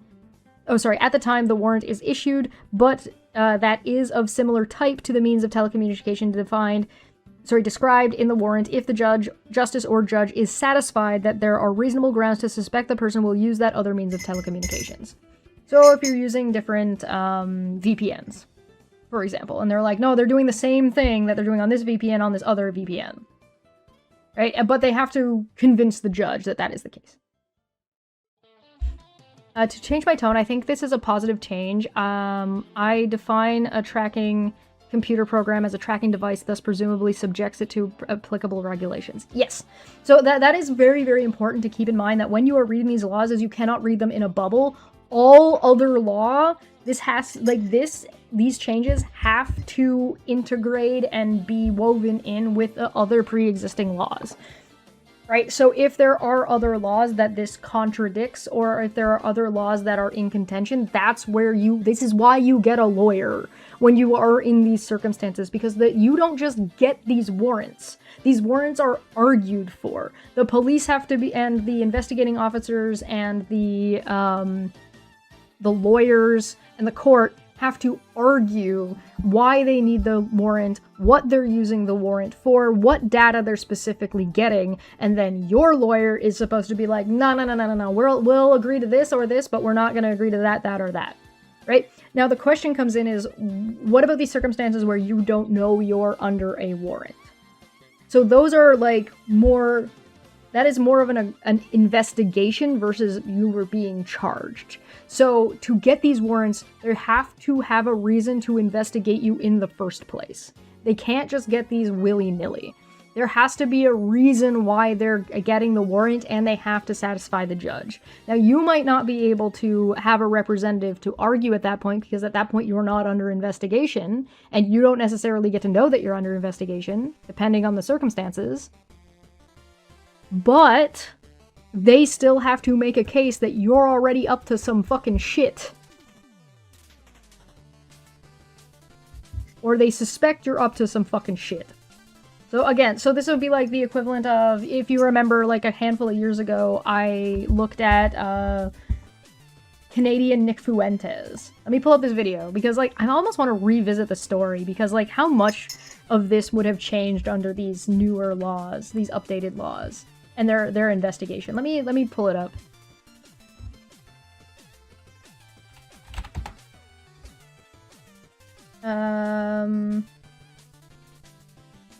Nick Fuentes Canada edition.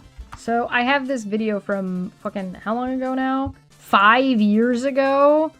The 14th of July, 2021? And I'll give you guys a link to it. They got into their Discord and stuff and looked at their messages, and they were basically planning terrorism, and like this kind of like Nick Fuentes doesn't, look at my hair. Nick Fuentes doesn't fly in this country, and this is why, right? So they spent months and months and months, like you can see here, they're like they were getting screenshots of like their conversations and what they were up to and what they were planning, right? So this is the kind of shit we're talking about. And so this is the kind of stuff that these laws are adapting to make easier to do. Right, these kinds of investigations, for example. So I recommend checking out that video from 5 fucking years ago.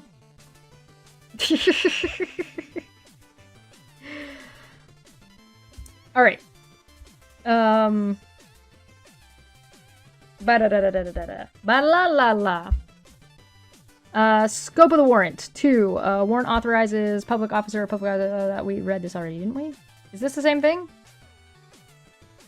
Am I lost? Transmission data. Oh, they've just added the same... They added the same line to another subsection. Sorry. So scope of warrant 2. The warrant authorizes the peace officer or public officer or person acting under their direction to install, activate, use, maintain, monitor, and remove the transmission data recorder, including covertly. The warrant also authorizes a person acting under the direction of the peace officer or public officer to obtain the transmission data that is authorized to be obtained under the warrant. Okay, so this sounds scary, right? This sounds scary, doesn't it? They're like, oh my god, they can get access to my device and record the transmission data. Right, so if I'm sending messages out, if they can like GPS track where the device is, they can install, activate, use, maintain, monitor, and remove the transmission data recorder. So the question then becomes, okay, well, what is transmission data and what is a transmission data recorder? Now, if we remember up here, they So in this section, tracking device means a device including a computer program as defined in. But what is tracking? What is transmission data? Right? That's the vague part. So the question is transmission data, I'm going to reopen this in another tab. Is transmission data defined? Right? So let's just use the find key. Transmission data. And then defined. So that the problem is that transmission data might not be defined in this bill. So what does that mean? That means that the transmission data, the description or the definition of transmission data from a legal prospect needs to be defined somewhere else. Right?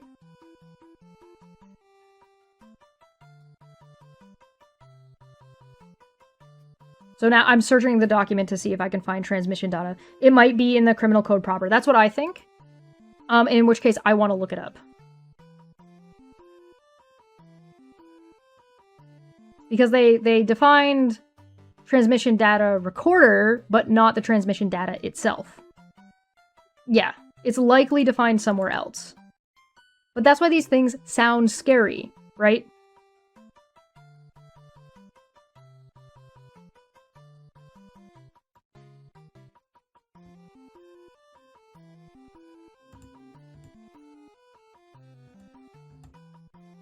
Yeah, under the criminal code, yeah. And yeah, it might already be reasonably established, which makes it a little bit more difficult, right? So, like I said, for the difference between layman, us... You like the music?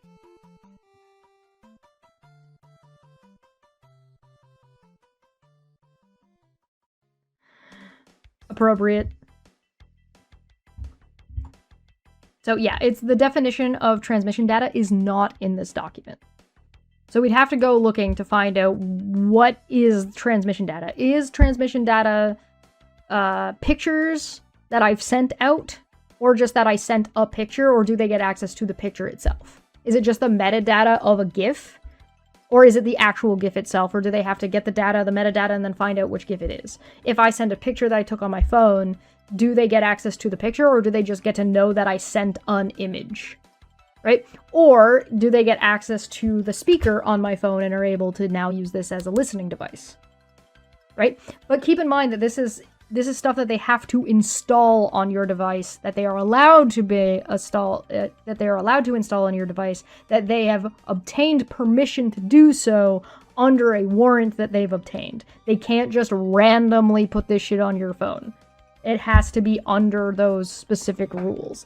And if there is a this is again why you need to get a lawyer, and a good one, because when they charge you and they've got this stuff, they have to give that information to the lawyer and to the judge and submit it as evidence. And if they have obtained this warrant under means that your lawyer can fight that and say, nah, they didn't follow the proper procedure. This judge allowed this warrant and it ought not to have been allowed. We want to appeal that. We want to get rid of that. And so all this information that they're using as evidence against you is invalid. So there are ways to invalidate these things, right?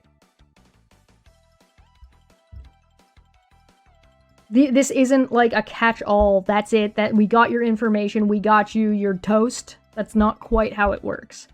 There are laymen like you, well, hey, I like to think that I'm a little bit less of a layman like me.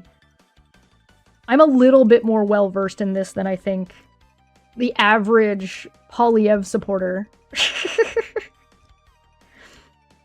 And then there's fucking idiots. But yeah, I'm certainly not an expert in law. I've been told many a time that I should have been a lawyer, and I'm like, well, great, then you should, if you wanted me to be a lawyer, you should have enabled me to do that. The bar. What's the bar? The standard? I'm opening this orange. The bar is so low that as a goblin I can walk underneath it. I don't count.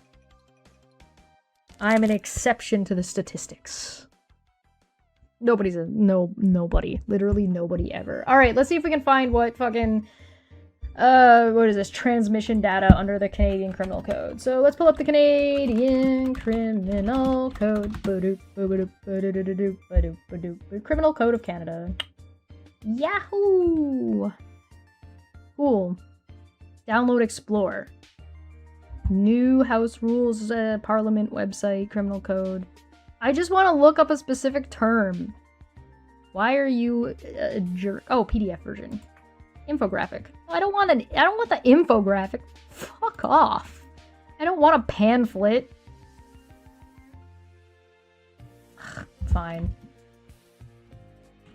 Transmission data, Canadian Criminal Code defined. Let's try that. Hey, under section 492.26. Yahoo! Look, we got it. Warrant for transmission data data recorder. 492.2 bracket 1. A justice or judge who is satisfied by information on an oath that there are reasonable grounds to suspect that an offense has been or will be committed against this or any other act of parliament at the... Sorry, any of that transmission data will assist in the investigation of the offense, may issue a warrant authorizing a peace officer or public officer to obtain transmission data. Scope of the warrant, blah blah blah. Limitation: no warrant shall be issued under this section for the purposes of obtaining tracking data. No warrant shall be issued under this section for the purpose of obtaining tracking data. No warrant shall be issued under this section for the purpose of obtaining tracking data. Warrant is valid for 60 days. The warrant is valid for the period specified in it as long as the period ends no more than 1 year after. So they can only track you for a year.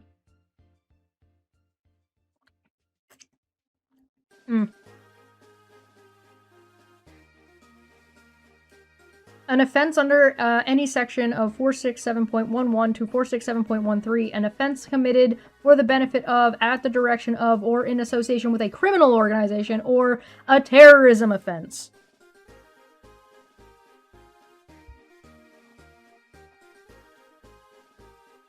So they can only track you for 60 days, unless it's terrorism, criminal organization, or this other subsection of level of crime. They can only track you for a year. So it's not indefinite.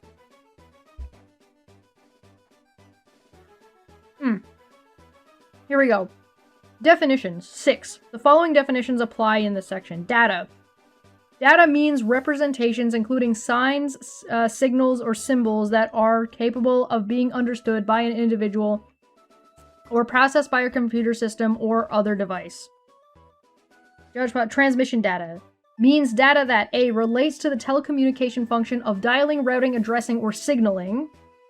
B. is transmitted to identify, activate, or configure a device, including a computer program as defined in subsection 342.12, in order to establish or maintain access to a telecommunications service for the purpose of enabling communication, or is generated during the creation, transmission, or reception of a communication, and identifies or purports to identify the type of direction, date,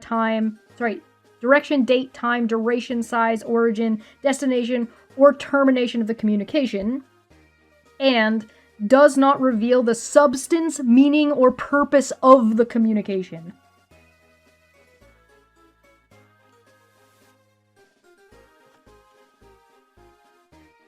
Does not reveal the substance, meaning, or purpose of the communication. So they can find out how, when, where a call was made, and how long it lasted, but they cannot get what was the substance of the call. That's what this means. That's what the data is. Does that ease your concerns about something like this?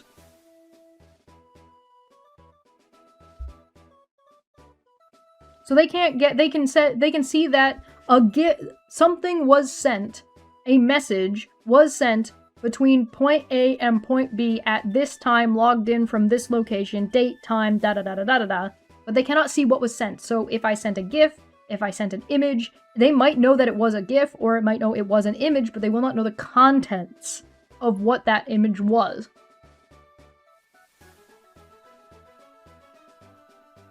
Yeah, this is all metadata.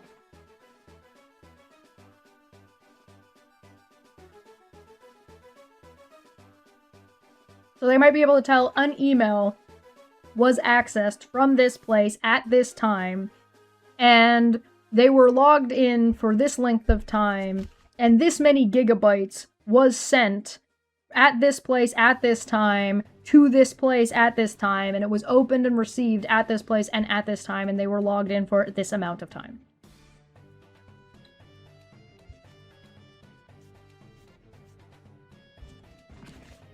Metadata can absolutely be used for tracking. That's the point.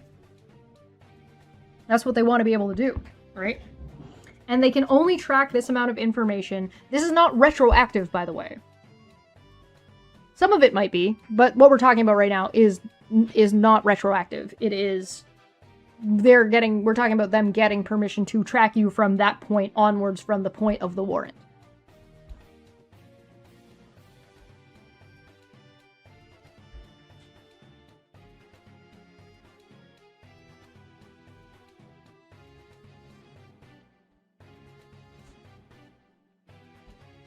Right? Obtaining data that already happened is something different.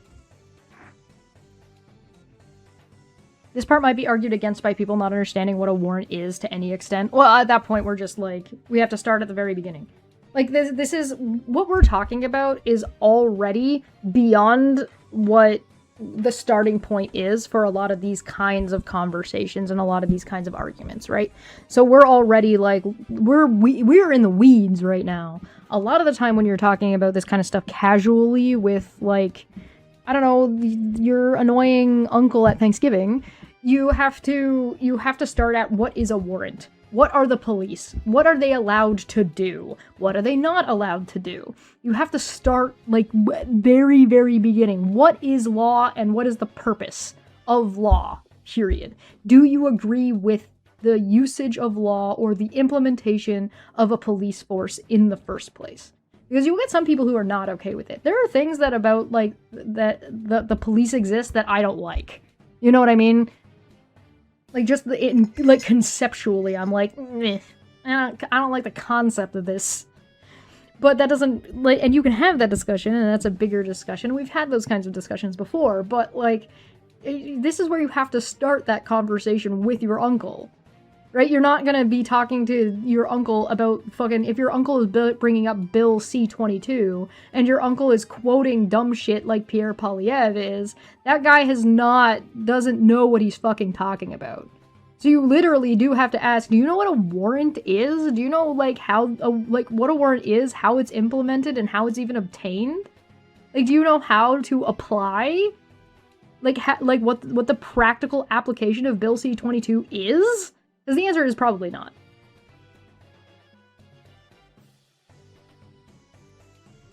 Atlantic says, I think I'm having a hard time separating my concerns for these legal changes specifically and my concerns for all the ways a dishonest government could abuse it. So, the way I conceptualize that is to understand that any tool can be abused. Period. End of sentence. The law is simply just a tool to do one of two things. Three things. Maintain peace, punish or reprobates, and like preventative, right? So it's either reactive or it's preventative. This law is trying to do a little bit of both, right? And then investigate and figure out to be preventative or punish after the fact. So anything of any law can be abused by anyone, right? Period. End of sentence. There are going to be loopholes to the law. There's going to be ways to get around things. There's going to be ways to get around things if you're an officer. There's going to be ways to get around things if you're a judge. If you have a corrupt judge, what do?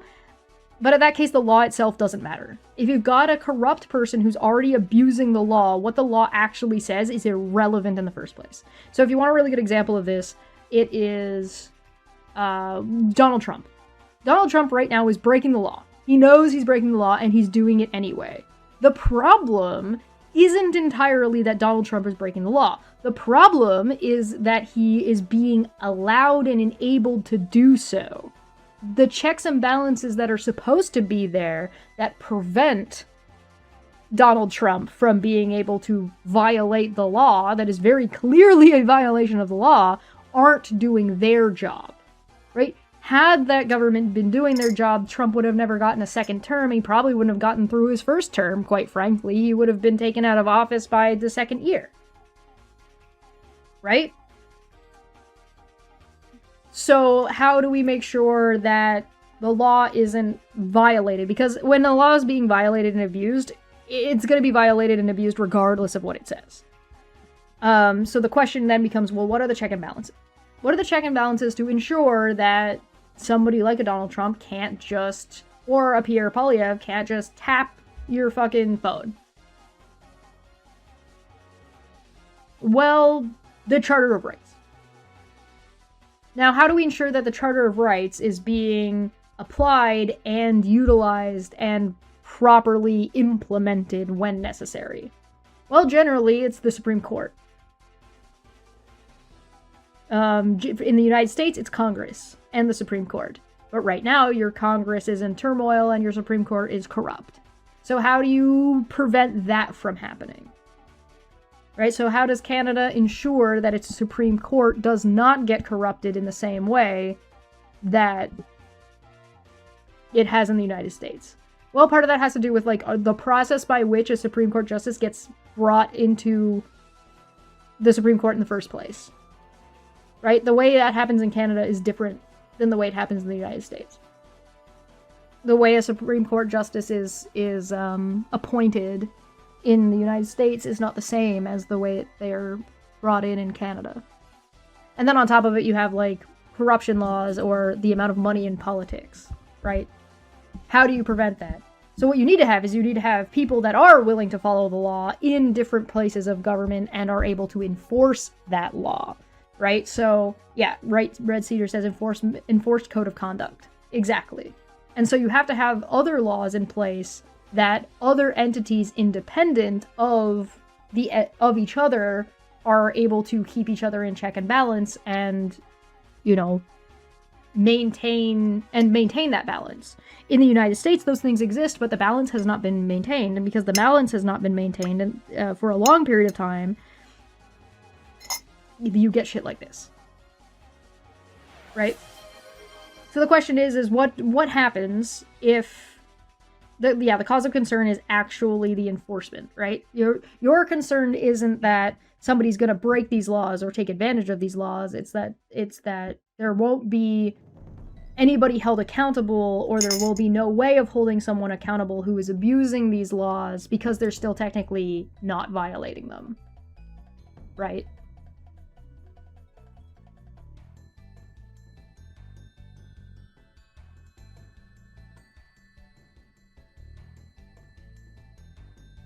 And the answer is you need to study more law. The only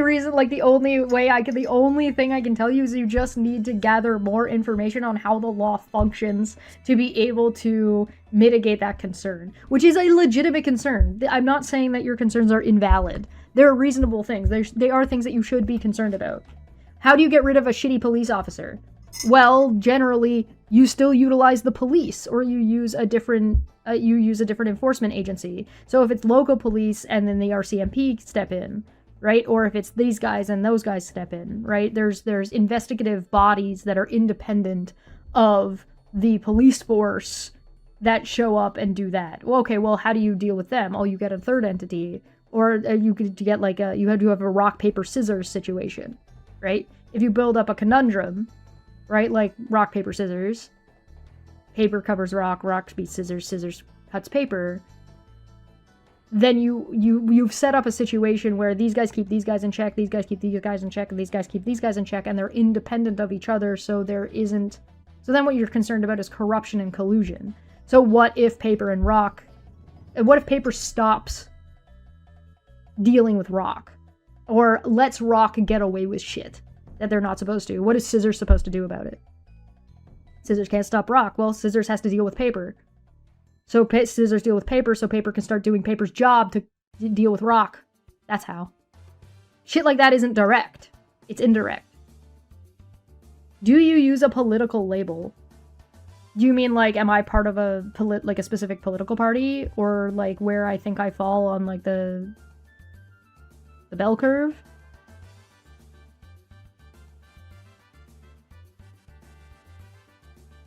Literally, I don't know. I don't know what you mean. So, maybe I do and maybe I don't. I'm not sure what you're asking.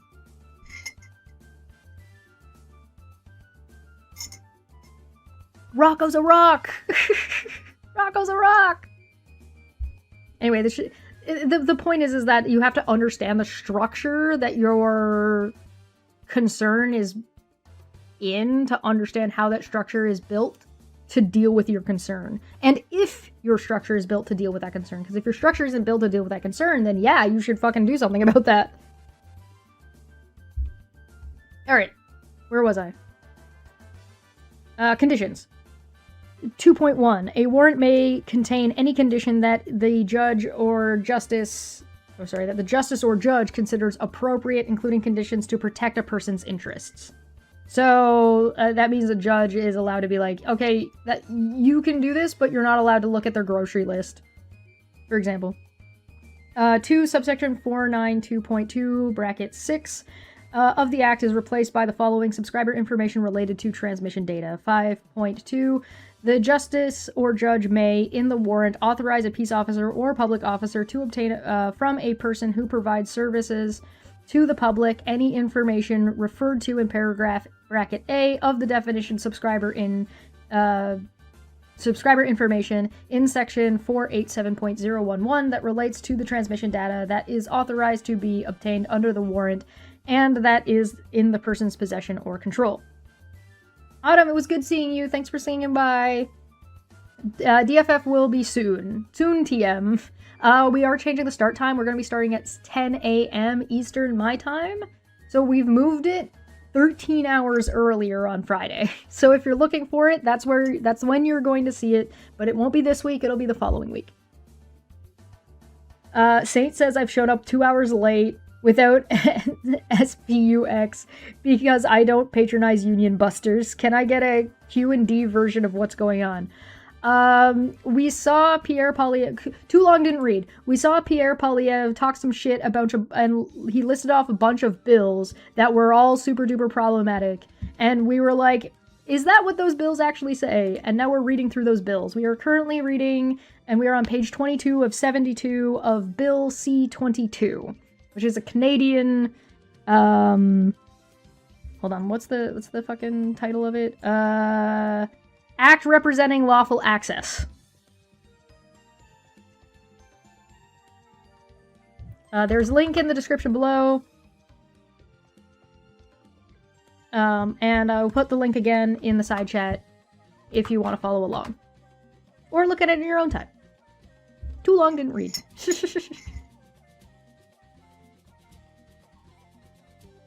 And we are currently, we're reading 4 of these. We're reading 3 of these today, and we already covered Bill C9.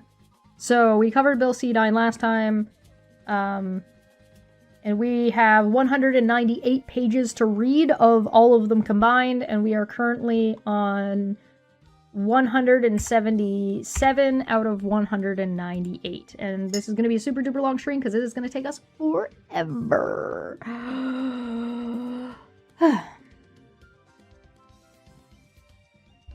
Definition of transmission data recorder. 6. In this section, transmission data recorder means a device including a computer program as defined in subsection 342.1 bracket 2 that may be used to obtain, record transmission data or transmit it by any means of telecommunication. 21 Form 1 of Part XXVIII, which I believe is, oh god, that's 10, 20, 28. That should be 28, if I'm remembering correctly. It's been a long time since I did Roman numerals. Please forgive me, but I'm pretty sure that's 28. Form 1 of Part XXIVII, or 28, I believe, of the Act is replaced by the following. Form 1, Sections 320.29, 426.32, 462.321, and 487. Information to obtain a search warrant. Canada, Province of Ellipses, Territorial Division. So, like, the ellipses is for, like, Province Ontario, Province Nova Scotia, Province British Columbia, Territory Nunavut. This is the information of AB of ellipses, or of province, in the territorial division occupation. So, like, municipality, region, location data. In this information called the informant taken before me, the informant says that bracket described things or computer data. The underlined stuff is the stuff that they've added or changed to be searched for, and offense in respect of which search is to be made, and bracket, and that they believe on reasonable grounds that those things or some part of them, bracket, or the computer data, and bracket, are in the bracket dwelling house, etc., or computer system, and bracket, of CD of ellipses in territorial division. Here add the grounds of belief wherever they may be, or sorry, whatever they may be. The informant therefore requests that a search warrant be granted to search the bracket dwelling house, etc., or computer system, and bracket, for those things, bracket, or that computer data. So that basically what this is this is the update to the paperwork. So the paperwork now includes the computer, device, and data. That's all this is.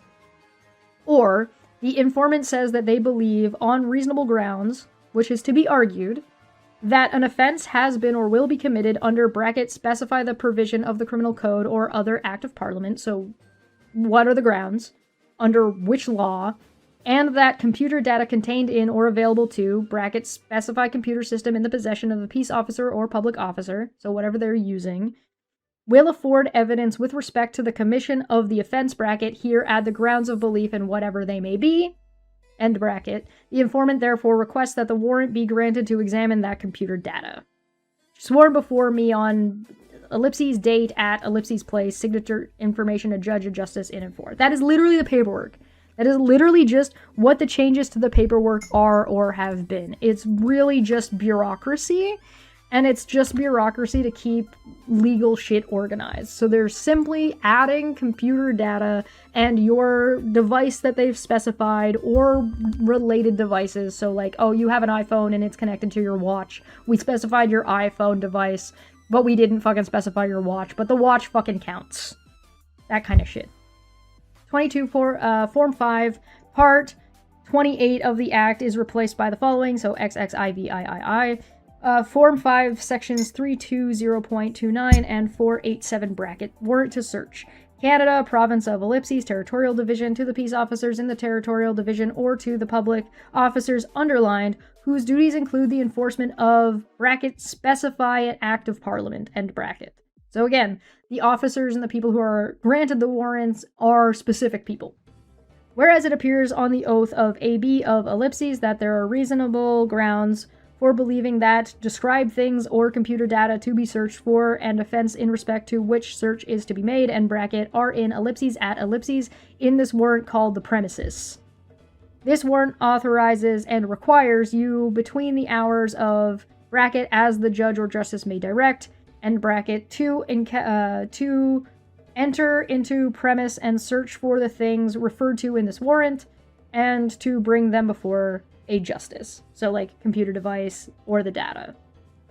And if applicable, this warrant also authorizes the examination of computer data contained in or available to a computer system seized under this warrant or of computer data seized under this warrant, bracket, specify any conditions in which the examination is subject, end bracket, or whereas it appears on the oath of AB of ellipses that they have reasonable grounds to believe that an offense has been or will be committed under specify the provision of the criminal code and or other act of parliament and bracket and to believe the computer data contained in available to specify computer system in the possession of a peace officer or public officer will afford evidence with respect to the commission of the offense. This warrant authorizes the examination of that computer data, bracket specify any conditions in which the examination is subject, and bracket dated, ellipses, date at, ellipses, place, a judge or justice in for ellipses. So this is literally just the form. So when they talked about like form 5 or form whatever, this is what they're referring to. 23 part 28 XXIVIII of the Act is amended by adding the following after form 5.001, form 5.0011, subsection 487.0121 bracket 1, confirmation of service demand, Canada, province of ellipses, territorial division 2, name of the telecommunication device provider of ellipses.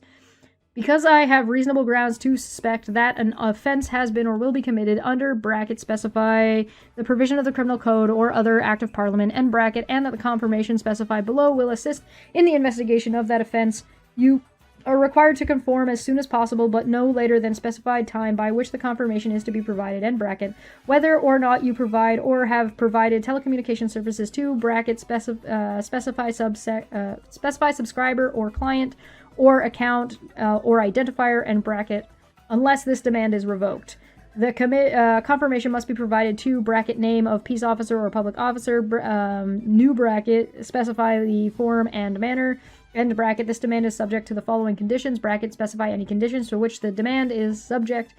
You have the right to apply to revoke or vary this demand. If you contravene this demand without lawful excuse, you may be subject to a fine, bracket, signature of peace officer or public officer. Basic stuff. This is the stuff we already read that they said that they were changing and we've already explained, so I'm not gonna keep going. 24 form 5.004 of part 28 XXVIII of the Act is replaced by the following. Form 5.004 subsection 487.014 bracket 2, 487.0141 bracket 2, bracket 5 and bracket 10, 487.0142 bracket 2, 487.015 bracket 2, 487.016 bracket 2, 487.017 bracket 2, and 48.018 bracket 3. You see why this is why this is the stuff that gets picked on by political rhetoric? Because who the fuck but me is going to fucking read this shit? Especially when you don't have the time, don't have the energy, don't have the wherewithal, don't have the pre-existing knowledge that you need to understand what the fuck any of this even is in the first place. Information to obtain a production order. Canada, province of ellipses, territorial division. In this, this is the information of bracket name of peace officer or a public officer of ellipses bracket the informant. The informant says that they have reasonable grounds to suspect, or if application is for an order under section 487.014 or 487.0141 of the criminal code, reasonable grounds to believe, and bracket A, that an offense has been or will be committed under bracket specify the provision of the criminal code or other act of parliament, and B, bracket, if the application is an order under section 487.014 of the criminal code, and bracket that, bracket, specify the document or data, and bracket, is in the possession or control of, bracket, name of the person, bracket, and will afford evidence respecting the commission of the offense, or B, bracket, if the application is for an order under section 487.0141 of the criminal code, bracket, that, bracket, specify the document or data, and bracket, if it is in the possession or control of, bracket, name of the person, on, bracket, specify the dates to be specified in the order, and bracket, will afford evidence respecting the commission of the offense, bracket, and if applicable, and that the information contained in all reports made under any of the sections 7, 7.1, and 9 of the proceeds of crime, bracket, money laundering, and bracket, and terrorist financing act during the period the order is to be in effect will afford evidence respecting the commission or the offense, or of the offense, bracket, or B, bracket, if the application is for an order under section 487.0142 of the Criminal Code that subscriber information is in the possession or control of bracket, name of the person, and bracket, and will assist in the investigation of the offense, or B, bracket, if the application is for an order under section 487.015 of the Criminal Code, and bracket, that the identification of the device or person involved in the transmission of bracket specify the communication, and bracket will assist in the investigation of the offense, that bracket specify the transmission data, and bracket that is in the possession or control of one or more persons whose identity is unknown will enable that identification, or B, bracket, if the application is under an order under section 487.016 of the Criminal Code, and bracket that bracket specify the transmission data, and bracket is in the possession or control of bracket name of the person, and bracket will assist in the investigation of the offense, or B, bracket, if the application is for the order under section 487.017 of the Criminal Code, and bracket that bracket specify the tracking data, and bracket is in the possession of control of bracket name of the person, and bracket will assist in the investigation of the offense, or B, bracket, if the application is for an order under section 487.018 of the Criminal Code, bracket that bracket specify the data, and bracket is in the possession of I was doing so well. Is in the possession or control of bracket name of the financial institution, person, or entity, and bracket, and will assist in the investigation of the offense. The reasonable grounds are the informant therefore requests, bracket, if the application is for an order under section 487.014 of the Criminal Code, and bracket that bracket name the person, bracket to be ordered to produce a document that is a copy of bracket specify the document, and bracket that is in their possession or control when they receive the order, bracket, and or to prepare and produce a document containing bracket inside of bracket specify the data, and bracket inside of bracket that is in their possession or control when they receive the order, and bracket, or if the application is this is a Dr. Seuss book, if the application is for an order under section 487.0141 of the Criminal Code, bracket that bracket name of that person, and bracket be ordered to produce the document that is a copy of bracket specify the document, and bracket that is in their possession or control on bracket specify the dates to be specified in the order, and bracket and or to prepare and produce the document containing bracket specify the data, and bracket that is in their possession or control on bracket specify the dates to be specified in that order, bracket, and if applicable, and that the person be ordered to produce a copy of all reports made under any of sections 7, 7.1, and 9 of the proceeds of crime, bracket money laundering, and terrorist financing during the period ordered in effect. Or, alright, so I'm gonna start skipping these because you get the fucking point. It's just the stuff we already talked about. This is just the actual paperwork, and we already read through what it was and what that looked like and what the changes were. So because we've already looked and already read at all of this, we're just gonna skip past it. So these are just the forms that you have to fill out. So this is what I mean when I say, hey, guess what? It is a giant getting these warrants. You have to apply. You can't apply. You can apply for multiple at a time, but you have to fill out the form multiple times. So, and then you have to make your argument and the judge has to agree, right? This isn't just, I filled out this form and so now I have a warrant. You can see that part of this is you need to explain your reasoning and specify the provision and specify which data you want to get and why you want to get that data, and then specify why it would be relevant, etc., etc., etc. So we can skip all the forms. So if you want to read through the forms, you can go ahead. And there we go, consequential amendment to the Foreign Publishers Advertising Service Act. So we're now at page 33 out of 72, and I don't know how many pages I just skipped, so I'm just gonna use it. Fuck. How many did I just skip? I need to go back. I don't even know where I was. Fuck, I messed up my number. Guys, you figure it out. Figure out where I am while I go get another drink. And I will be right back. I don't know if we're ready to keep going or not. My poor voice. Okay.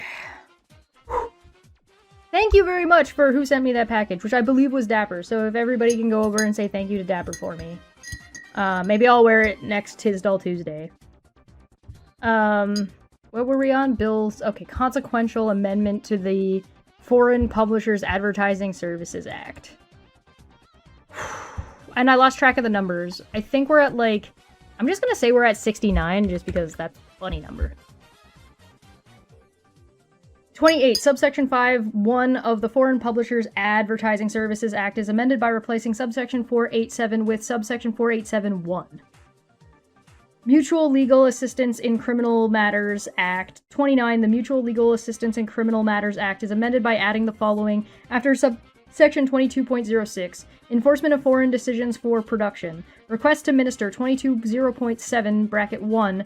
When a written request is presented to the minister by a state or entity for the enforcement in Canada of a decision made by an authority of that state or entity that is empowered to compel the production of transmission data or subscriber information that is in the possession or control of a person in Canada, the minister may authorize a competent authority to make arrangements for the enforcement of the decision. So if Erin, for example, fled to Canada, or if Erin gave a bunch of her information or gave her YouTube channel to somebody in Canada, then the enforcement of whatever happened in Kansas would be enforceable in Canada through this act. Do I want to do this in a 2 or 3 part stream? Because damn, this is going to take all day and all night. No, we're going to be here all day and all night. I'm going through the whole thing. No, I'm intending on this being a super mega long stream. If we get to the 12-hour mark and we are not done, then I will consider doing a secondary stream. Application for enforcement. 2. The competent authority must apply ex parte for the enforcement of the decision to a justice as defined in Section 2 of the Criminal Code, a judge of a superior court of criminal jurisdiction as defined in that section, or a judge of the Court of Quebec. So not just anybody can do this. Enforcement. 3. The justice or judge to whom the application is made may make the decision enforceable if they are satisfied that A. In the case of transmission data, the conditions set out in subsection 487.016 bracket 2 of the Criminal Code with any necessary modifications are met, or B. In the case of subscriber information, the conditions set out in subsection 487.0142 bracket 2 of the Criminal Code with any necessary modifications are met. A decision that is made enforceable is deemed to be a judgment of the court to which the judge or justice belongs and may be executed anywhere in Canada. So, for example, if the person who was fleeing Russia and had asylum in the United States was trying to get away from the United States, and the United States, like ICE was trying to hold them illegally, yada yada yada yada, right? That kind of situation would be an example. If they needed the transmission data of the daughter who might be in Canada at the time.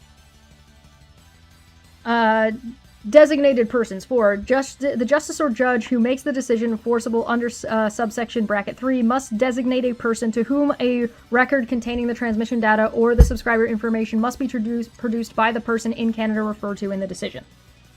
Timing. 5. The judge or justice must order that the person in Canada referred to in the decision produce the record containing the transmission data or the subscriber information to the designated person A no later than 45 days after the day on which the decision is served in the case of transmission data, or B no later than 20 days after the day on which the decision is served in the case of subscriber information. So that's just timing. Order prohibiting disclosure. 6. Section 487.0191 of the Criminal Code applies with any necessary modifications in respect of a decision made enforceable under subsection 3 and an order made under subsection 5. Sending abroad. 7. The justice or judge must also order A. that the designated person sent send the record containing the transmission data or the subscriber information directly to the state or entity referred to in subsection 1 that made the request, or B, the sections 20 and 21 apply to sending of the record containing the transmission data or the subscriber information with any necessary modifications. So if you're abroad or away or whatever. Report 8, the designated person must A, make a report concerning the execution of the decision to the justice or judge who made it enforceable, or to another justice of the same territorial division or another judge in the judicial district where the decision was made enforceable. So, like, you can't do this and apply it to another province or another, like, if you're outside of the jurisdiction of the judge. Accompanied by a general description of the transmission data or the subscriber information contained in the record if the justice or judge requires it, the record containing the transmission data or the subscriber information, and B, send a copy of the report to the minister without delay. Timing of the report and sending abroad. 9. If the justice or judge makes an order under paragraph 7A, the designated person must make the report to the justice or judge and send the record containing the transmission data or subscriber information to the state or entity that made the request no later than 5 days after the day on which the record was produced under subsection 5. So that's just about how long does it take you to send stuff to somebody else. Offense 10, section... Like, I don't really think anybody's going to have an issue with the timing of how long this takes. Like, I feel like that's not an argument. Like, oh, 30 days is too short. Oh, 30 days is too long. The people who are going to have arguments or issues with that are the people actually working these departments because they might be too busy or they might be not busy enough or whatever, right? Offense 10... Section 487.0198 of the Criminal Code applies with respect to an order made under subsection 5. Definitions 11 in the section transmission data and subscriber information have the same meaning as in the section 487.011 of the Criminal Code, which was the Criminal Code that we looked at earlier. Canadian Security Intelligence Service Act 30, the heading of Part 2, or II, of the Canadian Security Intelligence Service Act, the CSIS Act, is replaced by the following: confirmation of service demand and judicial control. 31, the Act is amended by adding the following before Section 20.3, definition of telecommunication service provider. 20.21 in Sections 20.22 to 20.26 and 20.5, telecommunication service provider has the same meaning as the subsection 2, bracket 1 of the Telecommunications Act.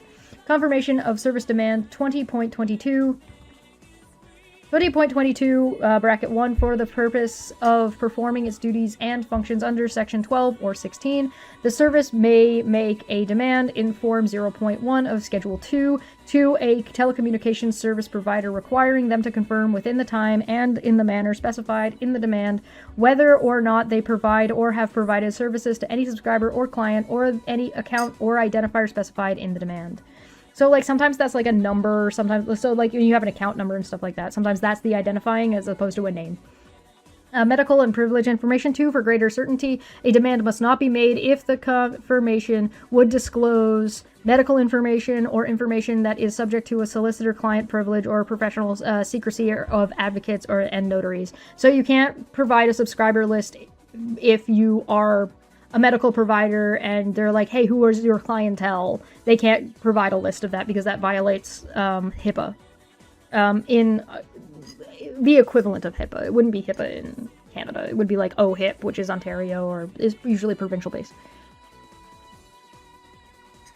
Time. 3. The time specified in the demand is not to be less than 24 hours. Non-disclosure. The service may impose conditions in the demand prohibiting the disclosure of its existence or some or all of its contents, obligatory to comply. 5. The telecommunications service provider must comply with the demand. Section 126 of the Criminal Code does not apply in respect if a contravention of this subsection. Revocation and of demand. 6. The service may at any time revoke the demand or a condition by notice given to the telecommunications service provider. Revocation or variation of confirmation of service demand. 20.323 bracket 1, before a telecommunication service provider is required to provide the confirmation required by a demand made under section 20.22, but not later than 5 business days after the day on which they receive the demand. They may apply in writing to a judge to revoke the very demand. Or vary the demand, sorry. This is what he was talking about when he called this a surveillance state. Does this sound like a surveillance state to you? Does this sound like it is forcing telecommunication companies or big media companies to do surveillance on behalf of the government? Because that's not what any of this sounds like to me. Notice required. 2. The telecommunication service provider may make an application only if, before the application is made, they give notice to their intention to do so to an employee in the manner specified in the demand, to a judge in Form 0.2 of Schedule 2. No obligation to provide confirmation. 3. The telecommunication service provider is not required to provide the confirmation until the final decision is made with respect to the application, which is the same thing as we talked about before. Revocation or variation of demand. 4. The judge may revoke or vary the demand if satisfied that A. It is unreasonable in the circumstances to require the applicant to provide the confirmation, or B. Provision of the confirmation would disclose information that is privileged or otherwise protected from disclosure by law.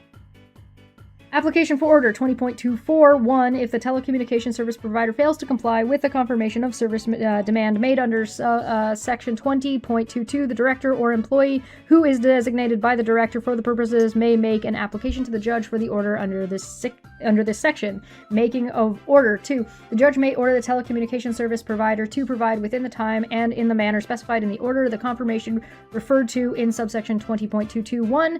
If the judge is satisfied that the confirmation will assist the service to perform its duties and functions under Section 12 or 16. Measures. 3. If the judge may include in order to measure that they consider necessary in the public interest, including to ensure the confidentiality of the order. Clarification. Voluntary provisions of confirmation. 20.25 bracket 1. For greater certainty, the service may require that telecommunication service providers voluntarily provide the information required by the confirmation of service demand made under Section 20.22 by an order made under Section 20.24 without such a demand or such an order having been made, so long as the telecommunication service provider is not prohibited by law from providing the confirmation, and the service may collect it under Section 12 or 16. You don't have to have an order to get this information if the telecommunications service provider volunteers the information. So if you're concerned about your information getting out there and not being protected by the telecommunications service provider, then that is an issue with them volunteering that information, not an issue with the law. Clarification. Other collection authorities. 2. For greater certainty, the fact that confirmation of service demand may be made under Section 20.22 or that an order may be made under Section 20.24 does not affect the service's authority to collect any information under other provisions of this Act. So more than one can be going on at a time. So they can't be like, well, we're busy giving you this information for this guy over here. We can't give you this information over here. Like, no. That's not how it works. No civil or criminal liability. 20.26. No criminal or civil proceedings lie against a telecommunications service provider that voluntarily provides a confirmation following a request from a service made in the circumstances described in subsection 20.25 bracket 1, or against a person acting on behalf of a telecommunications service provider that receives such a request. So if they get that request is confirmed and it does not violate any other rules, then providing that information is not against the law on its own. 32 bracket 1 subsection 20.5 1 to 3 like 1 through 3 I should say of the Act are replaced by the following.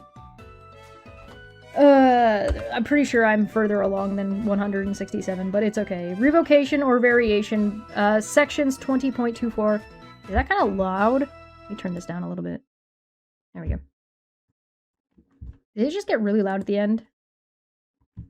Started it, play it again, Dill.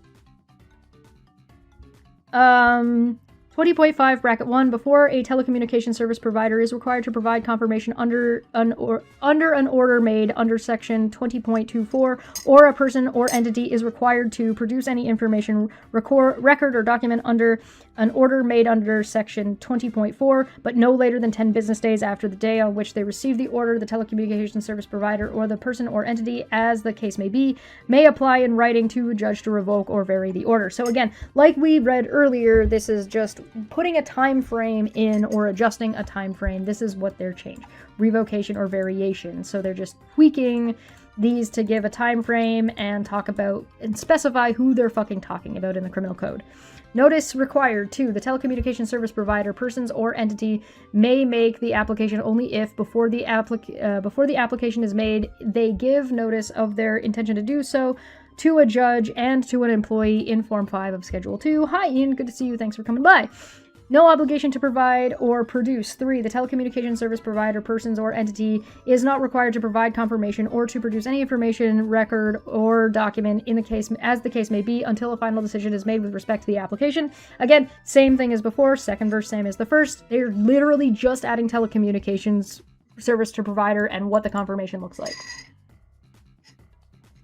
2. Paragraphs 20.5, 4A and B of the Act are replaced by the following. A. It is unreasonable in the circumstances to require the applicant to provide the confirmation or produce the information, record, or document. Or B. Provision of the confirmation or production of the information, record, or document would disclose information that is privileged or otherwise protected from disclosure by law.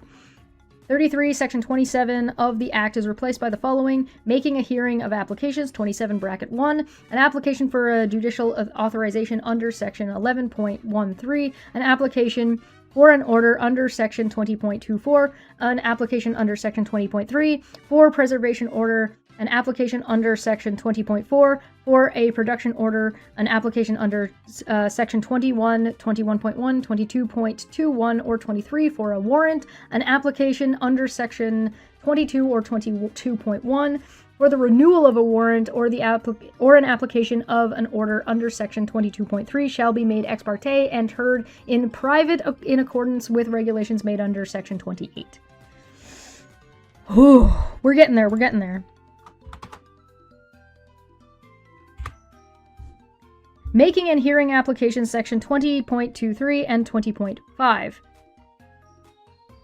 Tom says, I'm finally caught up. Just so you know, you are a bit nuts for doing this, LOL dumpster. Yeah, listen, I know this, and you know this, but fucking somebody's gotta do it, because this fucking piece of shit is being a stupid piece of shit.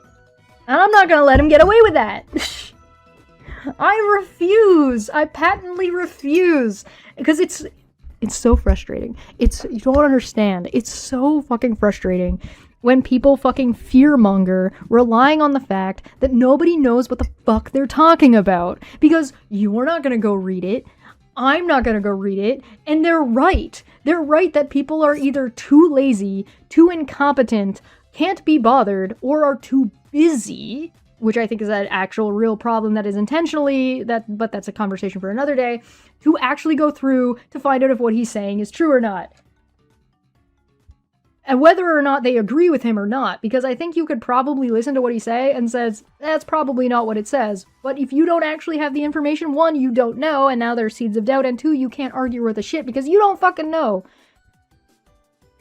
And the thing that's frustrating about it is, they're right. He's right to rely on people being lazy. He's right. And that's what's frustrating about it. For me. Anyway, do you like my new hat?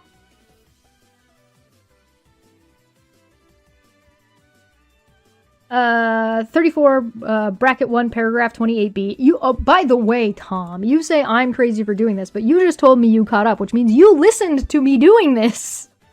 Y'all are equally as crazy as me. I gotta do a little bit more work, and you can do other shit while you put me on in the background, but you get to do and have all the information without doing all the work that I'm doing the work, so you don't have to. You're welcome. Consider liking and subscribing. One single tear. Okay. 24 bracket 1 paragraph 28 bracket B in the act is replaced by the following. B, governing the practice and procedure of and security requirements applicable to hearing of application for judicial authorization under Section 11.13 for warrants that may be issued under Section 21, 22.1, 22.21, or 23 for renewal of those warrants, and for orders that may be under Section 20.24, 20.3, 20.4, or 22.3. 2. Paragraph 28, bracket B.2, and bracket of the act is replaced by the following. B.2, governing the practice and procedure of and security requirements applicable to the making of application for the revocation or variation of a confirmation of service demand under Section 20.22, an order under Section 22.24, or production of order under Section 20.5, and hearings of applications. And 35, Schedule 2 to the Act is amended by adding the following before Form 1. Okay, so now these are the forms. So this is now the practical application of what we talked about. So confirmation of service demand to the name of person or entity of ellipses. You are required under Section 22.22 of the Canadian Security Intelligence Service Act to confirm as soon as possible, but not later than bracket specify time by which the confirmation is to be provided in bracket whether or not you provide or have provided telecommunication services to specified subscriber or client or account identifier bracket. Unless this demand is revoked, the confirmation must be provided bracket specify the form and manner. The demand... Thank you so much for the follow. Enjoy your assigned brick. You get on follow on Twitch. You get assigned a brick at subscribe or at follow. Thank you very much. I greatly appreciate that. Conduit Ian, welcome to the insanity. This demand is subject to the following conditions. Specify conditions, if any. You have the right to apply to revoke or vary this confirmation of service demand in accordance with the Section 20.23 of the Canadian Security Intelligence Services Act. So that's what the forms look like. I'm not going to read through the rest of the forms because you get the fucking point. It is literally just how the things that we read out physically appear in the forms themselves. So this is Form 0.2, which is a notice of application for revocation or variation of a confirmation of service demand for a federal court in the notice. 36, Form 5 of Schedule 2 to the Act is replaced by the following, and this is Form 5 for notice application for revocation of variation of an order under Section 20.24 or a production order. And then that's the notice. And then Controlled Drugs and Substances Act. So now we get into another new one. Whew. Hello. Oh, okay. Conduit Ian is Ian in YouTube on Twitch. Nice. Good to know. I got you. Thanks for joining us. 37, Section 11 of the Controlled Drugs and Substance Act is amended by adding the following after subsection bracket 3, computer data 3.1, subsection 487 bracket 2.1 to 2.3 and 2.5 to 2.9 of the Criminal Code apply with any modifications that the circumstance require with respect to a warrant issued under subsection 1. Cannabis Act 38, Section 8.7 of the Cannabis Act is amended by adding the following subsection bracket 3. Computer data 3.1 subsection 487 bracket 2.1 to 2.3 and 2.5 to 2.9 of the Criminal Code apply with any modifications that the circumstances require with respect to the warrant issued under subsection 1. So these are just like tweaking to make sure computer data gets added to all these acts, right? Computer data 3.1 subsection 487 bracket... Wait, I just read that. Coordination amendments. Bill C-16. Bill C-16, for anybody who doesn't know, Bill C-16 is the big one that fucking Jordan Peterson had a big fucking problem with and spent a bunch of time lying to Americans about to make money. I.e., conning people. Bill C-1639-1, subsection 2 to 4 apply if Bill C-16 introduced in the first session of the 45th Parliament and entitled the Protecting Victims Act in this subsection referred to as Other Act receives royal assent. 2. If subsection 43 of the Other Act comes into force before section 17 of this act, then that section 17 is repealed. 3. If Section 17 of this Act comes into force before Section 43 of the Other Act, then that Section 43 is repealed. 4. If Section 43 of Other Act and Section 17 of this Act come into force on the same day, then that Section 17 is deemed never to have come into force and is repealed. Alright? Does that make sense? Do you understand what that means? Basically means that the harassment laws apply in the digital space.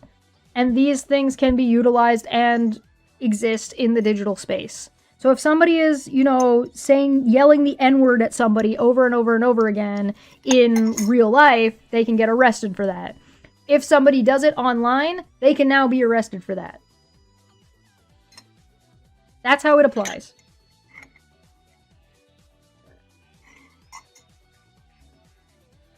Coming into force. 180th day after royal assent. 40. This part other than section 3.9 comes into force on the 180th day after the day on which this act receives royal assent. We did it. We're now on part 2. That was part 1. Part 2. We are on page 44 out of 72. 63. Don't look at this corner anymore. I'm pretty sure I fucked it up. So we'll fix it later.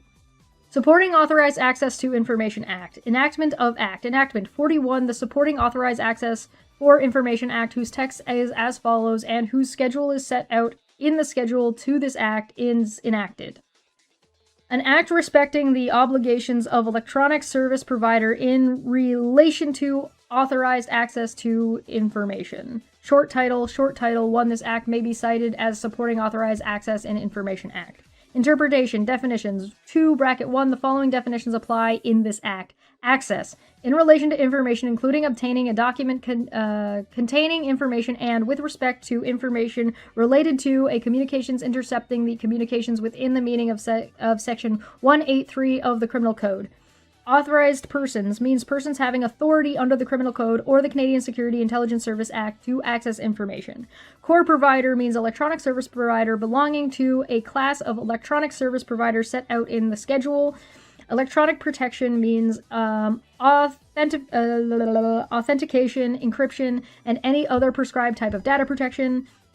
Electronic service means service or a feature of service that involves the creation, recording, storage, process, transmission, reception, emission, or making available of information, electronic, digital, or any other intangible form by electronic, digital, magnetic, optical, biometric, acoustic, or other technological means, or a combination of any such means. So as technology advances, it's just getting ahead of that. Electronic service provider means person that individually or as part of a group provides an electronic service, including for the purposes of enabling communication, and that A, provides service to persons in Canada, B, carries on all part of its business activities in Canada. All or in part, sorry. So like Facebook, or like Rogers, or what's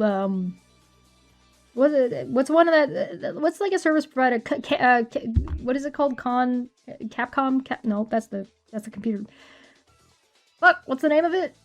Comcast. I got there. Information includes any information, intelligence, or data to which access may be authorized under the Criminal Code or the Canadian Security Intelligence Service Act. Minister means Minister of Public Safety and Emergency Preparedness. Person includes corporation, a trust, a partnership, a fund, a joint venture, a government agency, an unincorporated association, or an organization with any other legal entity. Prescribed means prescribed by the regulations. Systemic vulnerability means vulnerability in the electronic protections and electronic service that creates a substantial risk that secure information could be accessed by a person who does not have any right or authority to do so. Hey, welcome, Victoria. Hope you had a good day. Tom says, don't mind me just showing how nuts I am by watching on Twitch and YouTube. Thank you for the additional support in watching me fall into madness as I absolutely destroy my voice. I'm gonna have a bad day. Preservation of existing authority. 2. Nothing in this act derogates.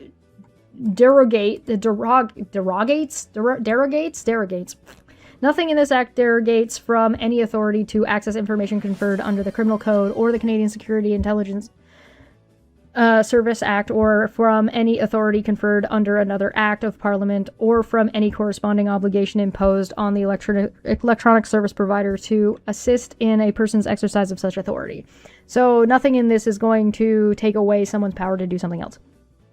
I'm gonna have to throw beer in the freezer soon. Preservation of agreements and arrangements. 3. Nothing in this act derogates from any agreement or arrangement between electronic service provider and a national security law enforcement agency with respect to assistance to be provided to an authorized persons in exercise of the person's authority to access the information, nor prevents any entity into such an agreement or arrangement. So it's not preventative in that way. It's not meant to be. Purpose. 3. The purpose of this act is to ensure that the electronic service providers can facilitate the exercise of authorities to access information that are conferred on authorized persons. His Majesty, binding on His Majesty. This act is binding on His Majesty and the right of Canada or of a province. Core providers classes 5, bracket 1, the Governor and Council may, by regulation, amend the schedule by adding amendments or deleting a class of electronic service providers. We've been live for 3.5 hours. Core providers' obligations. 2, the Governor and Council may make regulations respecting the obligations of core providers, including regulations respecting A, the development, implementation, assessment, testing, and maintenance of operational and technical capabilities, including capabilities related to extracting and organizing information that is authorized to be accessed, and who providing access to such information to authorized persons. B, the installation, use, operation, management, assessment, testing, and maintenance of any device, equipment, or other things that may enable an authorized person to access information. C, notices to be given to the minister or other persons, including with respect to any capability referring to paragraph A in any device, equipment, or other things referred to in paragraph B. D, the retention of categories of metadata, including transmission data as defined in section 487.011 of the Criminal Code for a reasonable period of time, not exceeding 1 year. Factors. 3.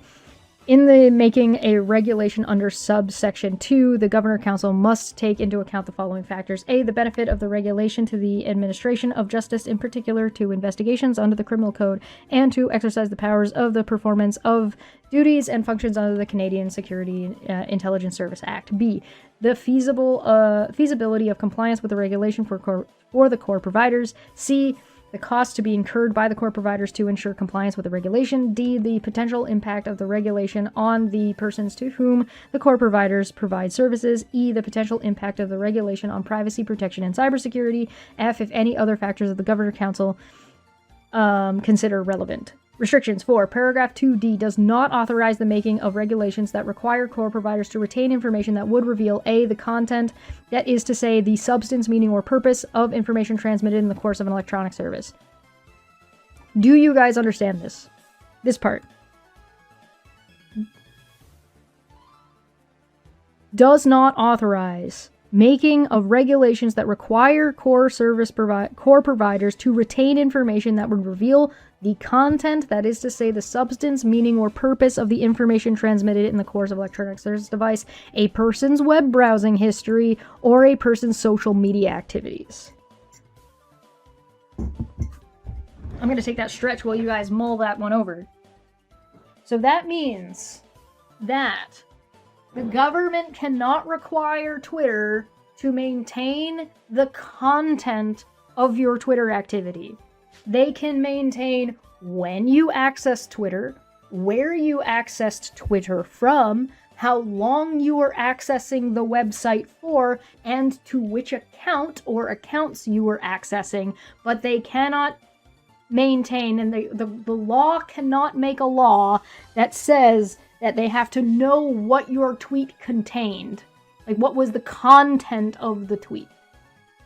They might be able to say how many characters were in the tweet, the length of the tweet, how long it took you to make the tweet, perhaps, but they cannot know what was in the tweet itself. That is not what is required by this law, and a law cannot be made that forces a company to do that.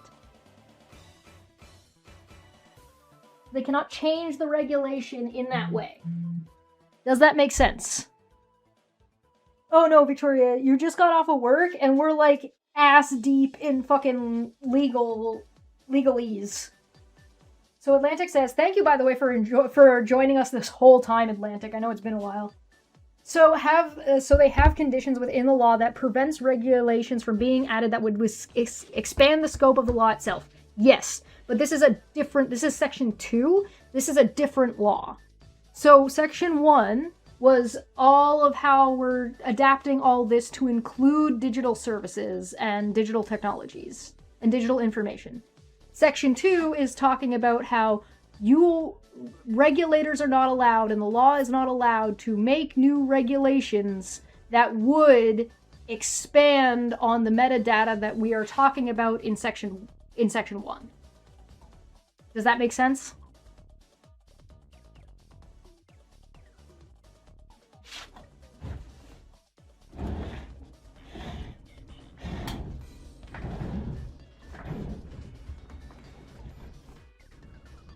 So if you wanted to amend this and change this, then you'd have to change both Section 1 and Section 2.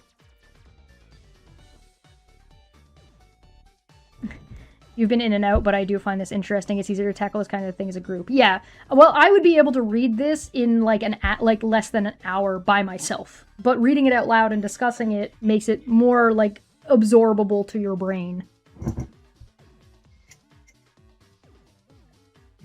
Is there anybody that has gotten confused or is lost? Please raise your hand, because this is a good point to talk about stuff if we need to go back.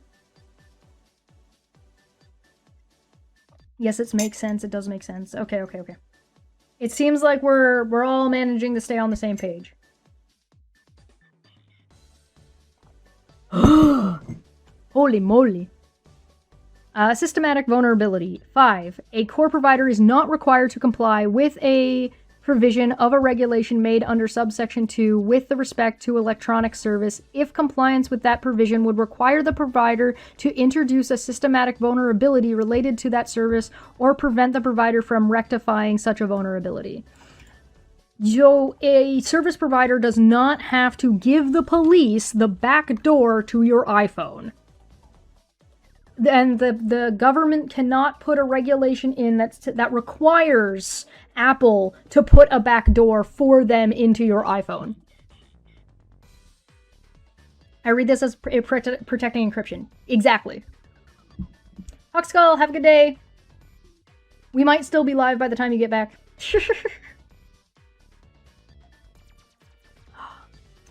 Lemon water. Can't read 200 pages in 2 hours. I can read very fast. I'm a very fast reader. Temporary exemption. 6. Bracket 1. On application by core provider, the minister may, by order and on any terms that the minister considers necessary, exempt a core provider for a specified period from an application of any provision of a regulation made under subsection 5.2. So, if Signal is like, okay, yeah, but not us, and here's why, the minister can just say, okay, yeah, not these guys. They can't force, say, WhatsApp to keep, say, disappearing messages. Yeah. Right, they can't force WhatsApp to keep disappearing messages or remove the feature, right? They can't force that. Exactly. Application 2. Oh, we did another one. We're doing it. We're getting through this. Application 2. The application must be submitted in form and manner specified by the minister and must contain A. the provision with respect to which the exemption is sought, B. a proposed period for the exemption, C. a rationale explaining why the core provider requires the exemption, D. a plan setting out the measures that the core provider intends to take to comply with the provision within the period referred to in paragraph B, and E. of other information specified by the minister. So that's just the circumstances under which an exemption would be considered. Pending application 3. The provision with respect to which the exemption is sought does not apply to the core provider pending the determination of the application. Decision 4. As soon as feasible after the application is submitted, the minister must make a decision in respect of it and give written notice of the decision to the core provider. So they can't just sit on it and ignore them. But you notice they didn't specify a date. It just says as soon as feasible after the application is submitted. So they've left wiggle room for the minister to be able to drag their feet, but they can't. It's not indefinite. Denial of application. 5. In a decision to deny the application, the minister may specify the day by which the core provider must comply with the provisions with respect to which the application was denied. Statutory Instruments Act. 6. The Statutory Instruments Act does not apply to an order made under subsection 1. So this other law is not applicable to this one. Ministerial orders. Order 7, bracket 1, subject to section 8, the minister may make an order with respect to an electronic service provider, and the order may contain any provision that may be contained in the regulation made under subsection 5, bracket 2, whether or not the provider is a core provider. The order must specify the period during which it has effect. So if you're not considered a core provider and you're just a you're a provider, shit can still apply to you. Approval for Intelligence Commissioner. 2. The order is valid when, if it is approved by an Intelligence Commissioner under paragraph 20, bracket 1, bracket A of the Intelligence Commission Act, the Intelligence Commissioner provides the minister with the written decision approving the order. So, like, you've noticed that this has now gone through a couple of hands of upper levels of government. So, again, this isn't just something that can just get thrown around and just approved by fucking anybody. This has to go through the ministers, this has to go through the intelligence commissioner, and then there are checks and balances as to who the commissioners are and they have to get approval from Commons, and they have to be approved by da da da da da da da da. There's lots of steps into getting this kind of stuff done. Saint said, so if I'm understanding correctly, the first section says, hey, doing some bullshit electronically is the same as doing it in meat space. Okay, first off, before I continue with what you said, I fucking love that you're calling it meat space. That is wholly appropriate, and I am now adopting that. Thank you very much. Also, here's a bunch of forms to get warrants for electronic shit. Yes. So it is, hey, we're adding transmission metadata specifically to pre-existing laws, and here's how that changes the forms and order by which these things need to be done as per the regulations. The end. That's section 1. Too long, didn't read section 1. Yes. The second is just, here's what platforms are allowed to / expect to keep in Canada. Basically, yes. Havov says what? I mean, legalese. It's legalese.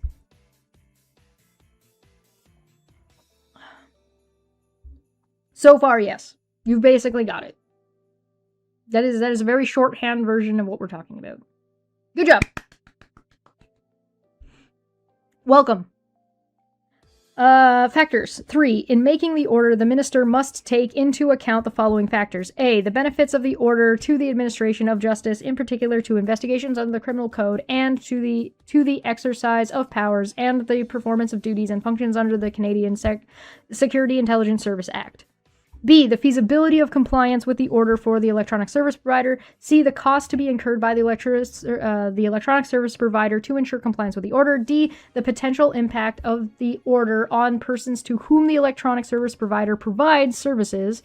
E. The potential impact of other order of privacy protection and cybersecurity. And F. If other factors that the minister considers relevant. So this is what the minister has to take into account and address when they approve or disapprove the applications, right? So these are the minimums of what to be expected and what needs to be considered. So if any of these things are not considered, then the service provider or whomsoever can argue back that this thing is not addressed. That's how that works. You didn't know meat space yet? I'd never heard meat space. Yeah, no, I don't know how I missed that one. Once I get my citizenship certificate sorted, my husband and I are moving to either BC or Ontario, so I need to know this stuff. Yeah. This is useful information. Good choices. BC and Ontario are two good choices. They're relatively similar as well, with a couple of, geographically they're pretty different, but biome, they're different biomes. One is far more temperate than the other. If you have any questions, let me know. Discretionary compensation. 4. For the purpose of offsetting all or part of the costs referred to in paragraph 3C, in the order, the minister may provide compensation to be paid to the electronic service provider in an amount that the minister considers appropriate and may include provisions with respect to the time and manner of payment. So if they make some kind of change that ends up costing a service provider a bunch of money, the minister can take that into consideration and be like, here's $200,000. Fuck off. Systematic vulnerability. The electronic service provider is not required to comply with a provision of the order with respect to an electronic service if compliance with that provision would require a provider to introduce a systematic vulnerability related to that service to prevent the provider from rectifying such a vulnerability. So again, they're not allowed to just tell you have to put in backdoors to your programs and to your services. And I would also like to point out really quick up here is E is the potential impact of the order on privacy protections and cybersecurity. Any new laws have to fall under and be within the realms of pre-existing privacy protection and cybersecurity laws. All right. So if they want to put in a new one, they have to ensure that it is not violating privacy protection and cybersecurity. So if they introduce something and Apple, for example, says, we don't want to do this, And here's why. They can cite cyber protection and privacy protection and cybersecurity laws. All right? Culturally similar in different climate zones? Kind of, yeah. Yeah. From what I've heard, admittedly, I've never been to BC. I've had friends that, like, go there consistently, but, like, the vibe is pretty similar, from my understanding. As opposed to, like, Ontario and Alberta are pretty different. Nova Scotia and Ontario are pretty different, too, but not in, like, a way where Southern Ontario, to me, feels very, like, isolated, comparatively, and Nova Scotia, when I lived in Nova Scotia, was very, like, open and very, like, very community, right? And Ontario, at least where I am in Ontario, doesn't feel very community-based. I've heard BC is a little bit more like that as well, but I don't know. I don't know for sure. Statutory Instruments Act. The Statutory Instruments Act does not apply to an order made under subsection 1. Representations 8. Before making an order under subsection 7, bracket 1, the minister must provide the electronic service provider with an opportunity to make representations. So if they're going to do this, then, like, the companies involved get to make arguments as to why or why not they should or should not, or make changes or adjustments.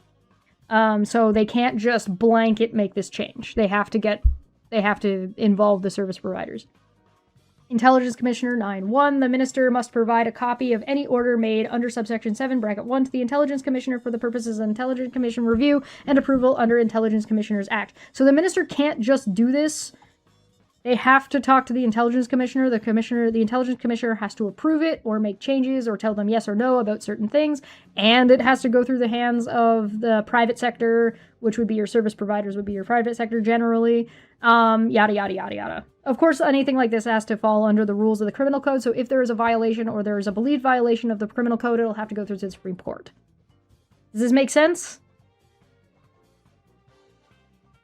I know it sounds complicated. What this is describing the necessary things that a law or a change has to go through to get anywhere. Right? Very kind person 13 said hello. Hello. Welcome. So again, these are not just changes that can just be made on a whim. So as much as you might be concerned about privacy or cybersecurity or intelligence services, all these things have to go through 1, 2, 3, 4, 5 checks and balances before they can even get close to being approved. Right? And some of those things are the private sector, and some of those things are other independent government bodies.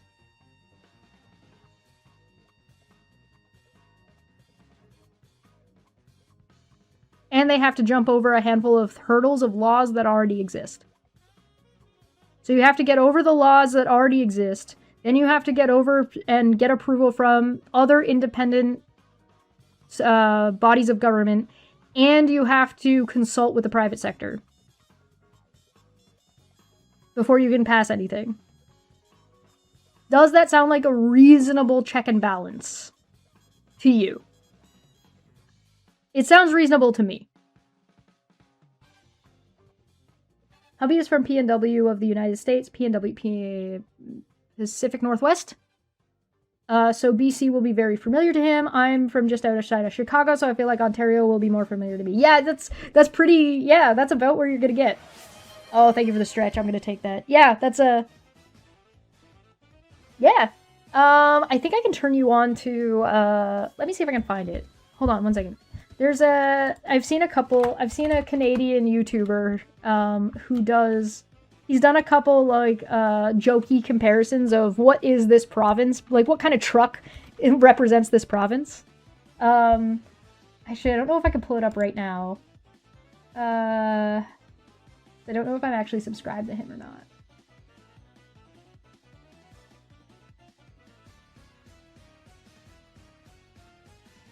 Maybe if I look at my history. I mean, you can check out Todd Maffin if you haven't checked out Todd Maffin. That'd be a good one to look at. He's good for that kind of stuff.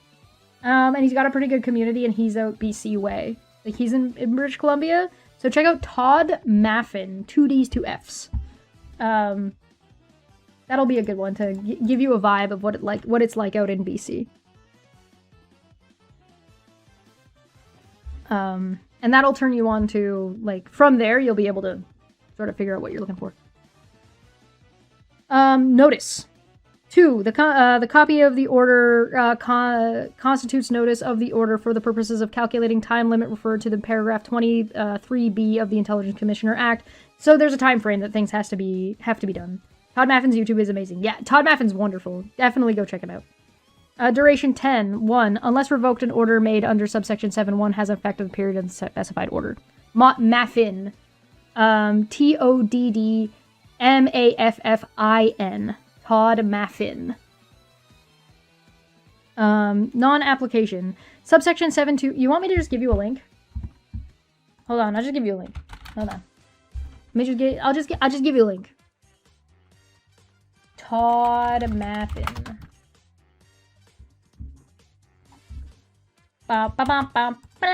Here you go. Here you go. Enjoy. Tell him I sent you. He doesn't know who I am. It's probably better if he doesn't. Duration 10.1. I read that already. Non-application. 2. Subsection 7.2 and section 8 and 9 do not apply in respect of an order that only revokes another order made under subsection 7.1 or only extend the period specified in another order made under subsection 7.1. Review 11.1. Before the order expires, the minister must review the order to determine whether, taking into account the factors referred to in subsection 7.3, the period specified in should be extended. So if there needs to be an extension, you can apply for an extension for how long it takes before this is applicable. Blah, blah, blah, blah, blah. Technical shit. So they can't just be like, oh, you have to have this done in a week. And it's like, they're like, no, you're asking all this shit. It's going to take us longer than that. New information, 2. Before the order expires, an electronic service provider must subject it... Before the order expires, an electronic service provider subject to it may submit to the minister any information that is relevant to the review. Because they have to do reviews of these things, because that's another layer of check and balance. Compliance with the order. 12. An electronic service provider that is subject to any order made under subsection 7.1 must comply with it. Order prevails. 13. An order made under subsection 7.1 prevails over any regulation made under subsection 5.2 to the extent of any inconsistency. So this law supersedes this law if there is an inconsistency. That can be fought out later. Obligation to assist. Obligation to assist. 14.1. On request made by the minister, an electronic service provider must provide all reasonable assistance to a person or class of person specified in the request to permit the assessment or testing of any device, equipment, or other thing that may enable an authorized person to access the information. So it means that the... Roman, thank you so much for joining us. Thanks for the follow. Enjoy your assigned break. This basically just means... I don't know if you can hear the rain and the rumbling again. It's back, boys. This means that there's an obligation to be, like, under the spirit of the law and being reasonable, that they can't, like, the minister can't make unreasonable demands on you, and you're expected to be generally helpful when it comes to testing a device, to be like, hey, we want to apply this application, and let's call it a tracking device from the prior one, right? The prior one was talking about being allowed to install tracking data onto your phone. So if they get a warrant to apply a tracking application to your phone, they then apply that tracking data to your phone, testing out that tracking data and making sure it works and is doing what it's supposed to do on that software is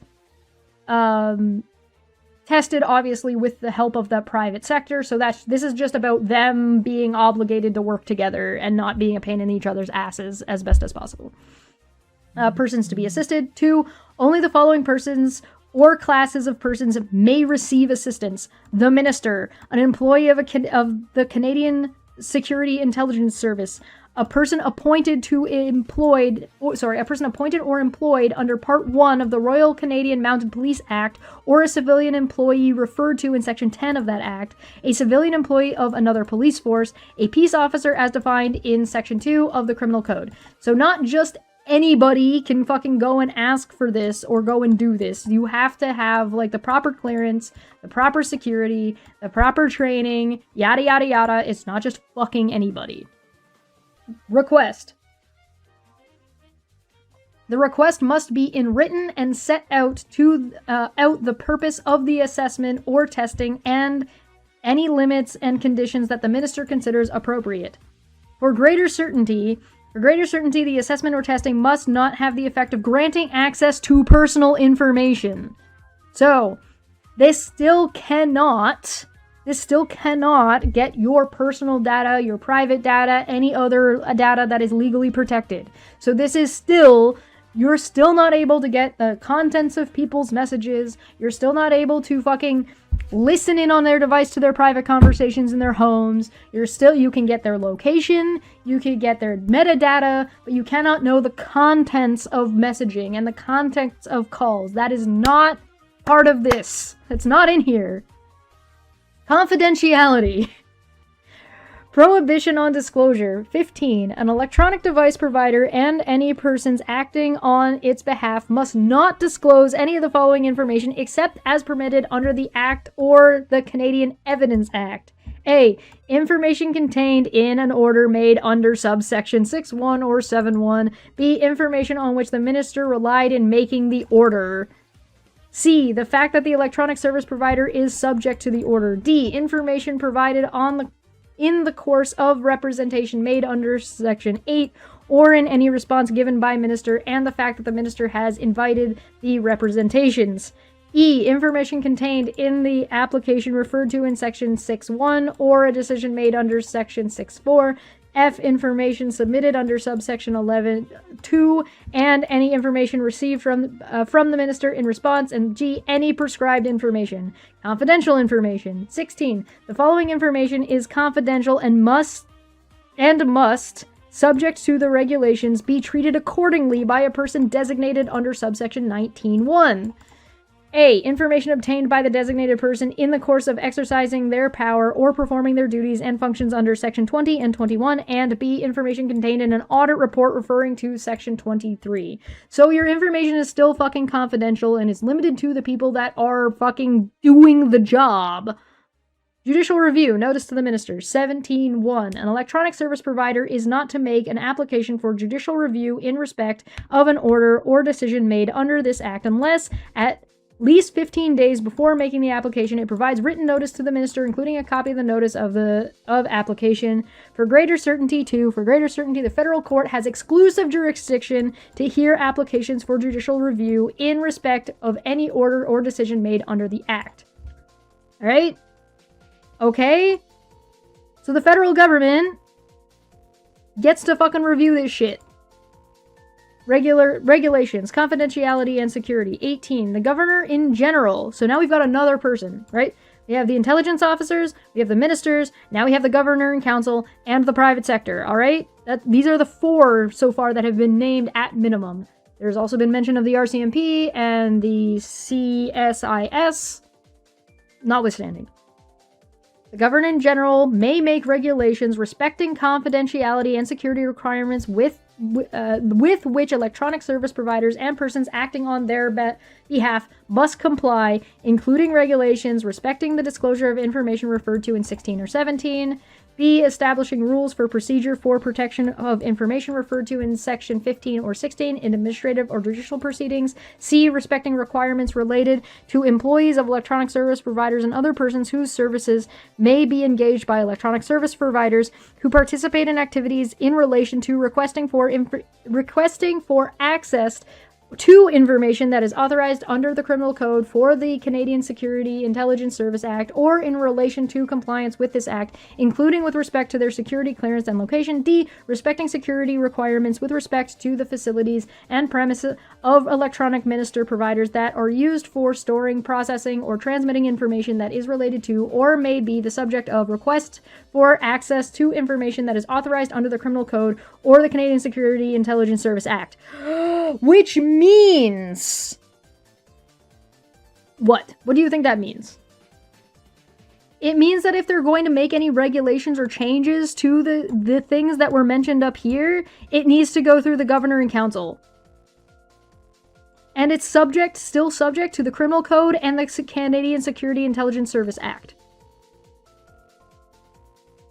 So everything that we've talked about in this bill cannot and does not circumsede the Criminal Code or the Canadian Security Intelligence Service Act. So if you think there's an issue in this law that goes against these things, you need to have a solid understanding of the Criminal Code and the Canadian Security Intelligence Service Act, and both of these are under the umbrella of the Charter of Rights. Lance says, with regret, I must inform you all that you've been C9'd. You'll receive instructions on how to report your assigned work camps within 3 business days. Thank you for your attention in this matter. Listen, we already read Bill C9. This is Bill C22. Al says protecting people's information is censorship, lol. I know, right? How is this a surveillance state? It's not. Which is really fucking amusing for Pierre Poilievre talking about this shit while he doesn't have his fucking security clearance, by the way. Very funny. Administration and enforcement. I gotta pee. I'll be back in a second.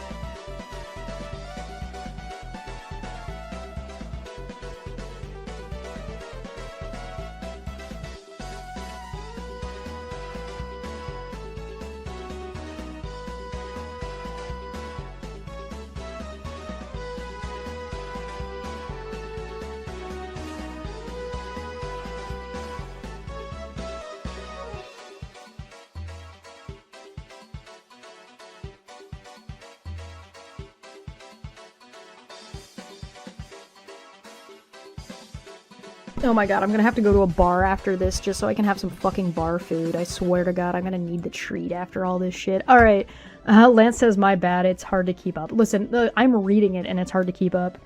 I assure you. Legalese, my friend. Legalese. Alright. Whew! Administration and enforcement. Designation. Designation 19. The minister may, subject to any restrictions or conditions that the minister may specify, designate persons or classes of persons for the purposes of the administration and the enforcement of this act. So you can specify, like, a company, for example. Certificate. The minister must provide every designated person with a certificate attesting to their designation. So you've got to be, like, informed, you got to be knowledgeable about it, they got to give you the information, blah, blah, blah, blah, blah, blah. Inspections. Authority to enter place. 21. Subject to subsection 21(1), a designated person may, for the purpose of verifying compliance or preventing non-compliance with this act at any reasonable time, enter any place if they have reasonable grounds to believe that anything relevant to the purpose, including any document or electronic data, is located in that place, or that an activity regulated by this act is conducted in that place. So they can go to fucking Google's headquarters and go in. Production of certificate. 2. On entering a place referred to in subsection 1, the designated person must, on request, produce the certificate attesting to their designation to the person in charge of the place. So you have to identify yourself when you go in. Power on entry. The designated person may, for the purpose referred to in subsection 1, A, examine anything found in the place, including any document or electronic data. B, make copies of any document or electronic data that is found in the place or take extracts from the document or electronic data. C, remove any document found in the place for examination or copying. D, use or cause to be used any computer or data processing system at the place to examine a copy or electronic data, and use or cause to be used any copying equipment at the place of making copies of any document. So they can use your photocopier. They're allowed to log into your fucking computer system and look around at your shit when they have a warrant to do so. Return of items. If the designated person removes a document under paragraph 3C, they must return it to its owner or the person in charge of it on completion of the examination or copying. So they can't just steal your shit. They have to give it back. Duty to assist. Every owner or person in charge of a place that is entered by the designated person, and every person found in the place, must give all assistance that is reasonably required to enable the designated person to exercise their powers or perform their duties and functions under this section, and provide the designated person with any document or electronic data that they may reasonably require. So if they need you to log into the computer, you're expected to log into the computer. Again, all of this is happening under the rules of engagement in the first place. So this is like when you get a warrant and they show up, this is what you're expected to do, and this is what they're allowed and not allowed to do. Persons accompanying. 6. The designated person may be accompanied by any other person that the designated person believes is necessary to help them exercise their powers or perform their duties and functions under this section. So if it's an auditor showing up and they want to have some police force enforcement with them, they can. Entering private property. 7. The designated person and any person accompanying them may enter and pass through private property other than dwelling house on that property to gain entry to a place referred to in subsection 1. For greater certainty, they are not liable for doing so. So they have to walk through a privately owned pathway. They're allowed to do that to get to the building. Dwelling house. 21.1. In the case of a dwelling house, a designated person is not authorized to enter it without the occupant's consent, except under authority of a warrant issued under subsection 2. So if your business is in your house, then they can't, and they have to go through your house to get to your business area, and that's the only way to get in there. They need your express permission, or they need a secondary warrant. Authority to issue warrant. A justice of the peace of the peace on ex parte application issue a warrant authorizing the designated person named in it to enter a dwelling house subject to any condition specified in the warrant if the justice of the peace is satisfied by the information on oath that A, the dwelling house is a place referred to in subsection 20 bracket 1, B, entry to the dwelling house is necessary for a purpose of referring to in subsection 21, and C, entry was refused by the occupant, or there are reasonable grounds to believe that entry will be refused by, or that or that consent to entry cannot be obtained from the occupant.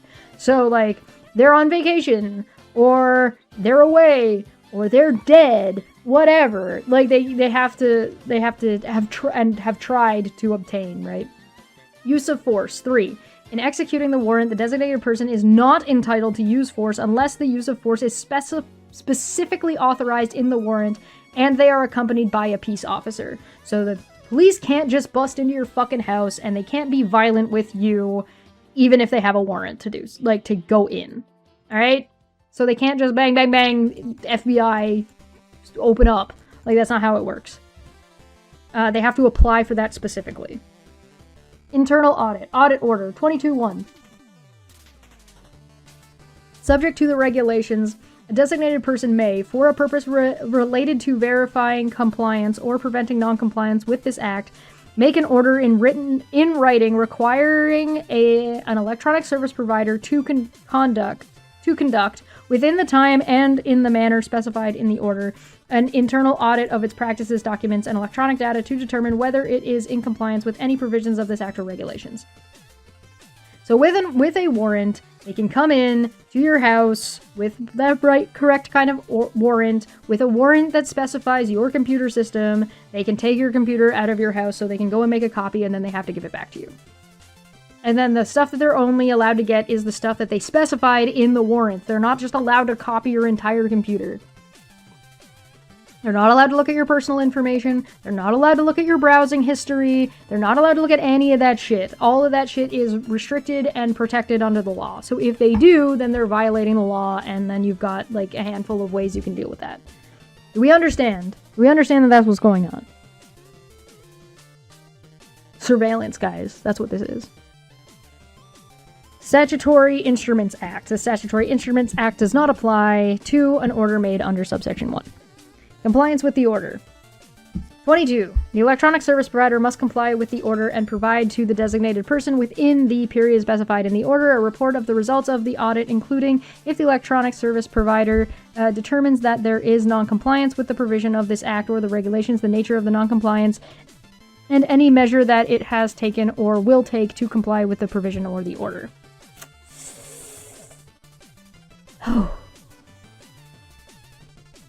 Compliance order. Saint says that's a lot better than the states. The cops can take your computer for as long as they feel like, and the whole thing is fair game. There may be other conditions in which case, like, an RCMP officer can take your computer and hold on to it indefinitely, but this is not it. So if that does exist, it's not in this law. And in fact, in this law, there are provisions in here that says you can't do that. So that does not mean that there aren't other laws that might circumsede that and enable them to do so, but they're not, as per this law, they're not supposed to, and they're restricted from doing so in this law. Victoria is home and has redeemed a break. We are on page 56 out of 72. Whew. I will do the math. You want to see something funny? Look at Man Bear Pig. I looked at Man Bear Pig earlier and it was pretty funny, but let me take another look. Let me take another look because we've redeemed a break, so I'm gonna fucking take it. YouTube's terms of service. YouTube's privacy guidelines. Oh my god. Yeah, we're gonna have to have an entire conversation about just the stuff that has happened in Man Bear Pig in the last like 5 hours.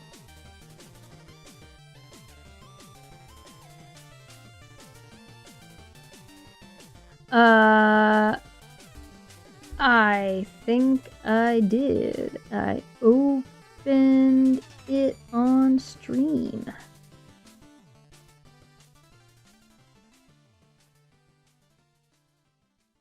Oh my god.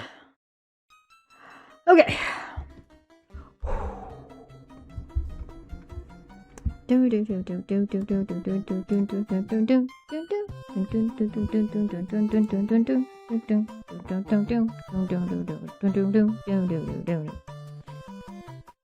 want to request a hat change? Yeah, sure. This is my brand new one. Yeah, you can request a hat change. I'm fine with that. I might not agree to it, but yeah. If you want me to wear my Pope hat, my Squid Pope hat, I'm probably not going to. That one's a very special hat for very rare occasions.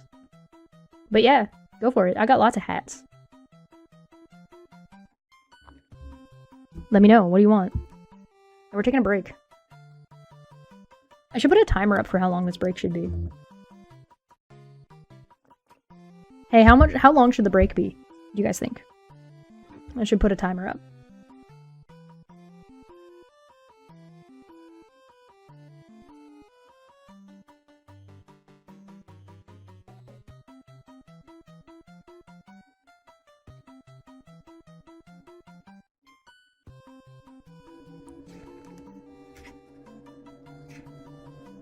Kyle K just posted an image that got me. What, where? 15 minutes? 15 minutes is long. In memes. You want me to just pick a fun hat that I have? I got a Timo hat. I could put the Timo hat on. Memes. I will look at memes. You don't like my cat ears? Or my horns? Whichever one you use. I'm not doing the octopus. I'm not doing the octopus hat. The octopus hat is for like very, very specific things. You can make a request for it, but I'm not gonna. That's gonna be rare when I'll go with the octopus.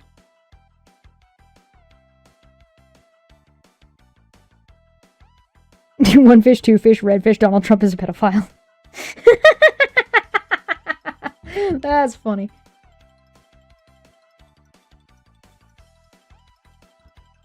Well, I do have something I can show you guys that I didn't show you guys yesterday because it was way up here, and yesterday I was in the kitchen.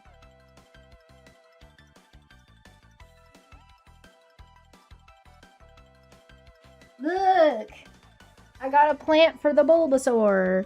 Isn't it cute? It's like a fuzzy little succulent. It didn't tell me what kind of succulent it was. It just told me it was a succulent. But isn't he cute? He's all living in there now. Did I pick a good one? I found it at the grocery store. It wasn't looking so hot. So I yoinked it and grabbed this one. I feel like it's still not quite like in the Bulbasaur enough, but I don't know. I think it looks pretty good. I think I did a good job. You think he's cute? So special thanks to Dapper for sending me the little Bulbasaur. I need to get some paint because I need to give him eyes and I need to give him like some little splotches. He doesn't have a mouth. We could give him a mouth too if we wanted to. It's a level 25 Bulbasaur. It's not a... It hasn't gotten a plant yet. It doesn't have a bud. He's kind of Venusaur-y looking without the big red flower, but... I think he's cute! I think I planted him pretty good too. I'm pretty happy. So hopefully he does well. We'll see. He's looking pretty good. He's got a couple of spots where he looks like he's a little bit rough, but I mean, I got him at the grocery store, so he's gonna be a little rough until he gets a little better, right? Level 99 Bulbasaur soloing Gary would be funny. Yeah, it would.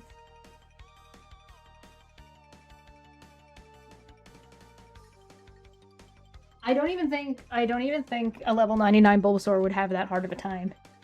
Even on like the second one, I think you could do it. The hardest one would be dealing with Charizard, level, like, what, 72 or something? I don't remember. Somebody yelling at me?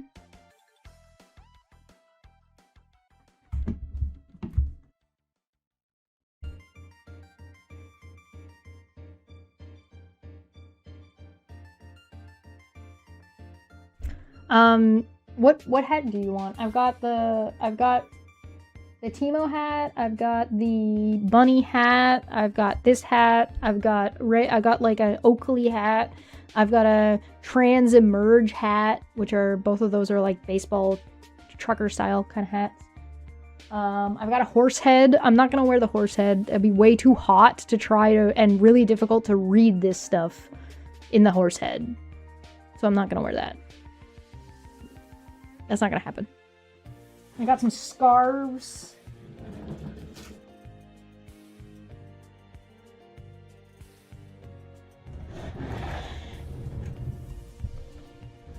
A bunny hat. I guess the bunny hat would be the one, right? This one? Bunny hat. Oh, hold on. It's in my earring. Well, I have a witch hat. I could wear a witch hat. I've got some regular toques. Like that are kind of like this, but they're like, they don't have like the pointies. They're just like, I've got my Tim Pool, my gray Tim Pool hat, but I've also got another one that's like that, that's got like the Catholic cross on it. Bunny hat. Oh, who doesn't like the bunny hat? People who are wrong, that's who. Alright, that's long enough. Let's get back to this. Apparel of earrings and knitted hats. Yeah. So my earrings are not closed. They're open. So they get hooked on things sometimes. Alright. Compliance order. Power to order termination of contravention. 24.1. If a designated person believes on reasonable grounds that there is or is likely to be contravention of any provision of this act or regulations, they may make an order in writing requiring an electronic service provider to A, stop doing something that is or is likely to be in contravention of that provision or cause it to be stopped, B, take any measure that is necessary to comply with the requirement of that provision or mitigate the effects of noncompliance. So if somebody is violating a court order and YouTube can intervene or enforce compliance, then YouTube can do that. Or the court can tell YouTube to do it, if that makes sense. Time and manner for review. 2. The order must specify the time within which and the manner in which the electronic service provider may request a review of the order by the minister. Statutory Instruments Act. The Statutory Instruments Act does not apply to the order made under subsection 1. Compliance with the order. An electronic service provider that is subject to an order made under subsection 24.1 must comply with it. Notification of compliance. 2. Once the electronic service provider complies with the order, it must notify the designated persons if its compliance without delay.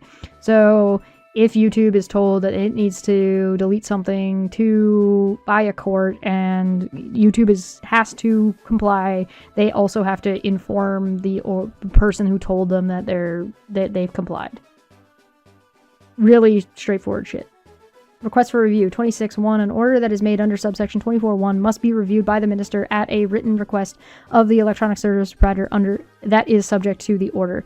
Now, to be clear, this is the kind of stuff that doesn't apply to an individual. This is not something that you expect an individual to do. This is stuff that is applying to like a service provider, or like a company, not like one person. Time and manner of request. 2. The request must be made within the time and in the manner specified in the order and must state the grounds for review and set out the evidence that supports those grounds. Order in effect. 3. The order continues to apply during review unless the minister decides otherwise. So you still have to comply with the order in the meantime. Decision on completion of review. 27.1. On completion of a review, the minister must confirm, amend, revoke, or cancel the order and provide notice of the decision and the reasons for the decision to the electronic service provider. Deemed confirmation. 2. If the minister does not make a decision in the respect of the request within 90 days after the day on which the request was received, or within any further period that is agreed on by the minister and the electronic service provider, the minister is deemed to have confirmed the order. So the order is confirmed by default if the minister doesn't bother with it. Administrative monetary penalties. Violations. Purpose of penalty. 28. The purpose of an administrative monetary penalty is to promote compliance with the act and not to punish. Commission of violations. 29.1. A person who contravenes any of the following provisions commits a violation and is liable to a penalty of an amount that is not to be established by a designated person in accordance. That is to be established by a designated person in accordance with the regulations. A. Subsection 12, subsection 14.1, subsection 15, subsection 25, subsection 23, or subsection 25.1 or 2. B. A provision of the regulations designated by a regulation made under paragraph 47.1e. Maximum penalty. The maximum penalty for violations is $50,000 in the case of an individual and $250,000 in case of any other person. So, like, if it is an individual, it can't be bigger than this, but if it's a corporation, this is the maximum.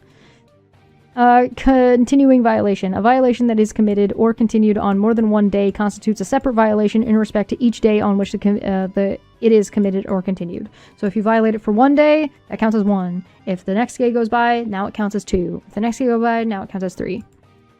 Due diligence defense. 4. A person is not found to be liable for a violation if they establish that they exercise due diligence to prevent its commission. So if you're trying to comply and you're not able to for some extenuating circumstances, like, for example, if you are told that you have to delete your YouTube account and your internet is out, and so you're not in compliance because the internet is out, you can be like, I'm not violating because the internet was out and I can't do anything about that until the internet comes back.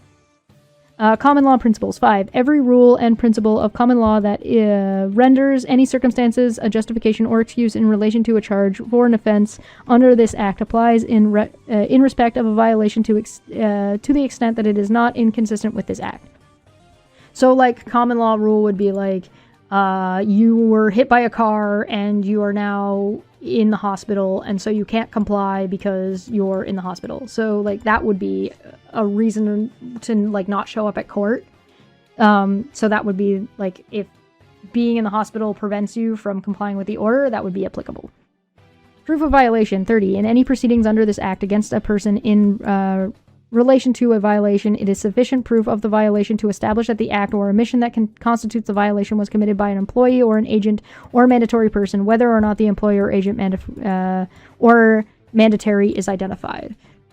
So if Google is being held responsible for something and one of the people that works for Google is violating, then they don't have to specify. Because they don't need to specify to count if they can prove that it's being violated, regardless of who is actually doing it, as long as they're all put together. Proof of violation 30. In any proceedings under this act against a person in relation to a violation, it is sufficient proof that the violation to establish that the act or omission that constitutes the violation. I just read that. Violation by corporate officers, etc. 31. If a person other than an individual commits a violation under this act, any of the person, directors, officers, or agents, or mandatories who directed, authorized, assented to, acquiesced in, or participated in the commission of the violation is a party to and liable for the violation, whether or not the person is who actually committed the violation is proceeded under against this act. Under this act. There we go. So if an employee is continuing to quote-unquote do their job that is in violation of the act, then the person who's in charge of them is still in violation. Proceedings. Issuance of notice of violation. 32. If a designated person believes on reasonable grounds that a person has committed a violation, the designated person may issue and must serve the person with a notice of violation. You have to be served. Limitation of prescription period. 33.1. A notice of violation is not to be issued in respect to the violation more than 2 years after the day on which the minister becomes aware of the acts or omissions that constitutes the alleged violation. So that's just, limitations for how long, statute of limitation basically. Certification by minister to a document appearing to have been issued by the minister certifying the day on which the act or omission that constitutes the alleged violation became known to the minister is admissible in evidence without proof of the signature or official character of the person appearing to have signed the document, and in the absence of evidence to the contrary is proof that the minister became aware of the acts of omission on that day. How acts or omissions may be proceeded with. 34. If an act or omission may be proceeded with either as a violation or as an offense, proceeding in one manner precludes proceeding in the other. Payment and penalties and alternatives to payment. Effective of payment. 35.1. If a person named in a notice of violation pays in prescribed time and manner the penalty set out in the notice of violation, A, they are deemed to have committed the violation in respect of which the amount is paid. B, the minister must accept that amount as complete satisfaction of the penalty. And C, this proceeding commenced in respect to the violation are ended. Alternative to payment. 2. Instead of paying the penalty, the person may, in prescribed time and manner, A, request to enter into a compliance agreement with the minister that ensures the person's compliance with the provision to which the violation relates. B, request a review by the minister of the acts or omissions that constitutes alleged violation or the amount of the penalty. So if the penalty is too high, they can go to the minister and be like, no. Or if they can be like, no, we promise we're doing this and here's what we're going to do instead, and not pay the penalty. Failure to act. If the person does not pay the penalty in the prescribed time and manner and does not make one of the requests referred to in subsection 2 in the prescribed time and manner, they are deemed to have committed a violation identified in the notices. Compliance agreements. Compliance agreements. 36.1. The minister may, on request, enter into a compliance agreement with a person named in the notice of violation on any conditions that are satisfactory to the minister. The compliance agreement may provide for the reduction in whole or in part of an amount of the penalty for the violation. Effect of entering into agreement. A person who enters into a compliance agreement with the minister is, on doing so, deemed to have committed the violation in respect of which the compliance agreement was entered into. So you're admitting to this if you're agreeing to this. Notice of compliance. If the minister is satisfied that the person who has entered into the compliance agreement has complied with it, the minister must cause a notice to that effect to be provided to that person, at which time the proceedings commenced in respect of the violation are ended. Notice of default. 4. If the minister is of the opinion that a person who has entered into a compliance agreement has not complied with it, the minister must cause a notice of default to be provided to the person to the effect that instead of the penalty set out in the notice of violation in respect to which the compliance agreement was entered into, the person is liable to pay in the prescribed time and manner twice the amount of the penalty, and for greater certainty, subsection 29(2) does not apply in respect of that amount. So that means if you get the maximum amount of $250,000 and then you don't comply, then the limitation or the maximum limitation of $250,000 does not apply anymore, and you could pay $500,000 because they can double the amount from $250,000 to $500,000. Effective notice default. 5. Once provided with the notice of default, the person is not to deduct from the amount set out in the notice any amount that they spent under the compliance agreement, and that the person is liable to pay the amount set out in the notice. Bro's not tax deductible.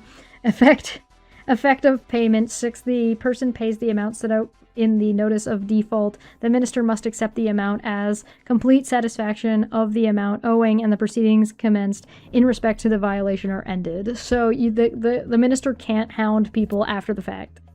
Refusal to enter into a compliance agreement. 37(1). If the minister refuses to enter into the compliance agreement with the person named in the notice of violation, the person is liable to pay in the prescribed time and manner the violation set out in the notice of violation. So you still have to comply with the original time if the minister refuses your agreement. Effective payment. If the person pays the penalty, A, they are deemed to have committed the violation in respect of which the payment is made.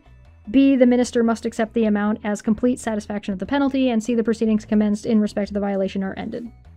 Effective non-payment. If the person does not pay the penalty in the prescribed time and manner, they are deemed to have committed the violation identified in the notice of violation. Review by the minister. Review facts. 38(1). On compliance of review request under the paragraph 35(2)(b), with respect to the acts or omissions that constitute the alleged violation, the minister must determine on the balance of probabilities whether the person named in the notice of violation committed the violation.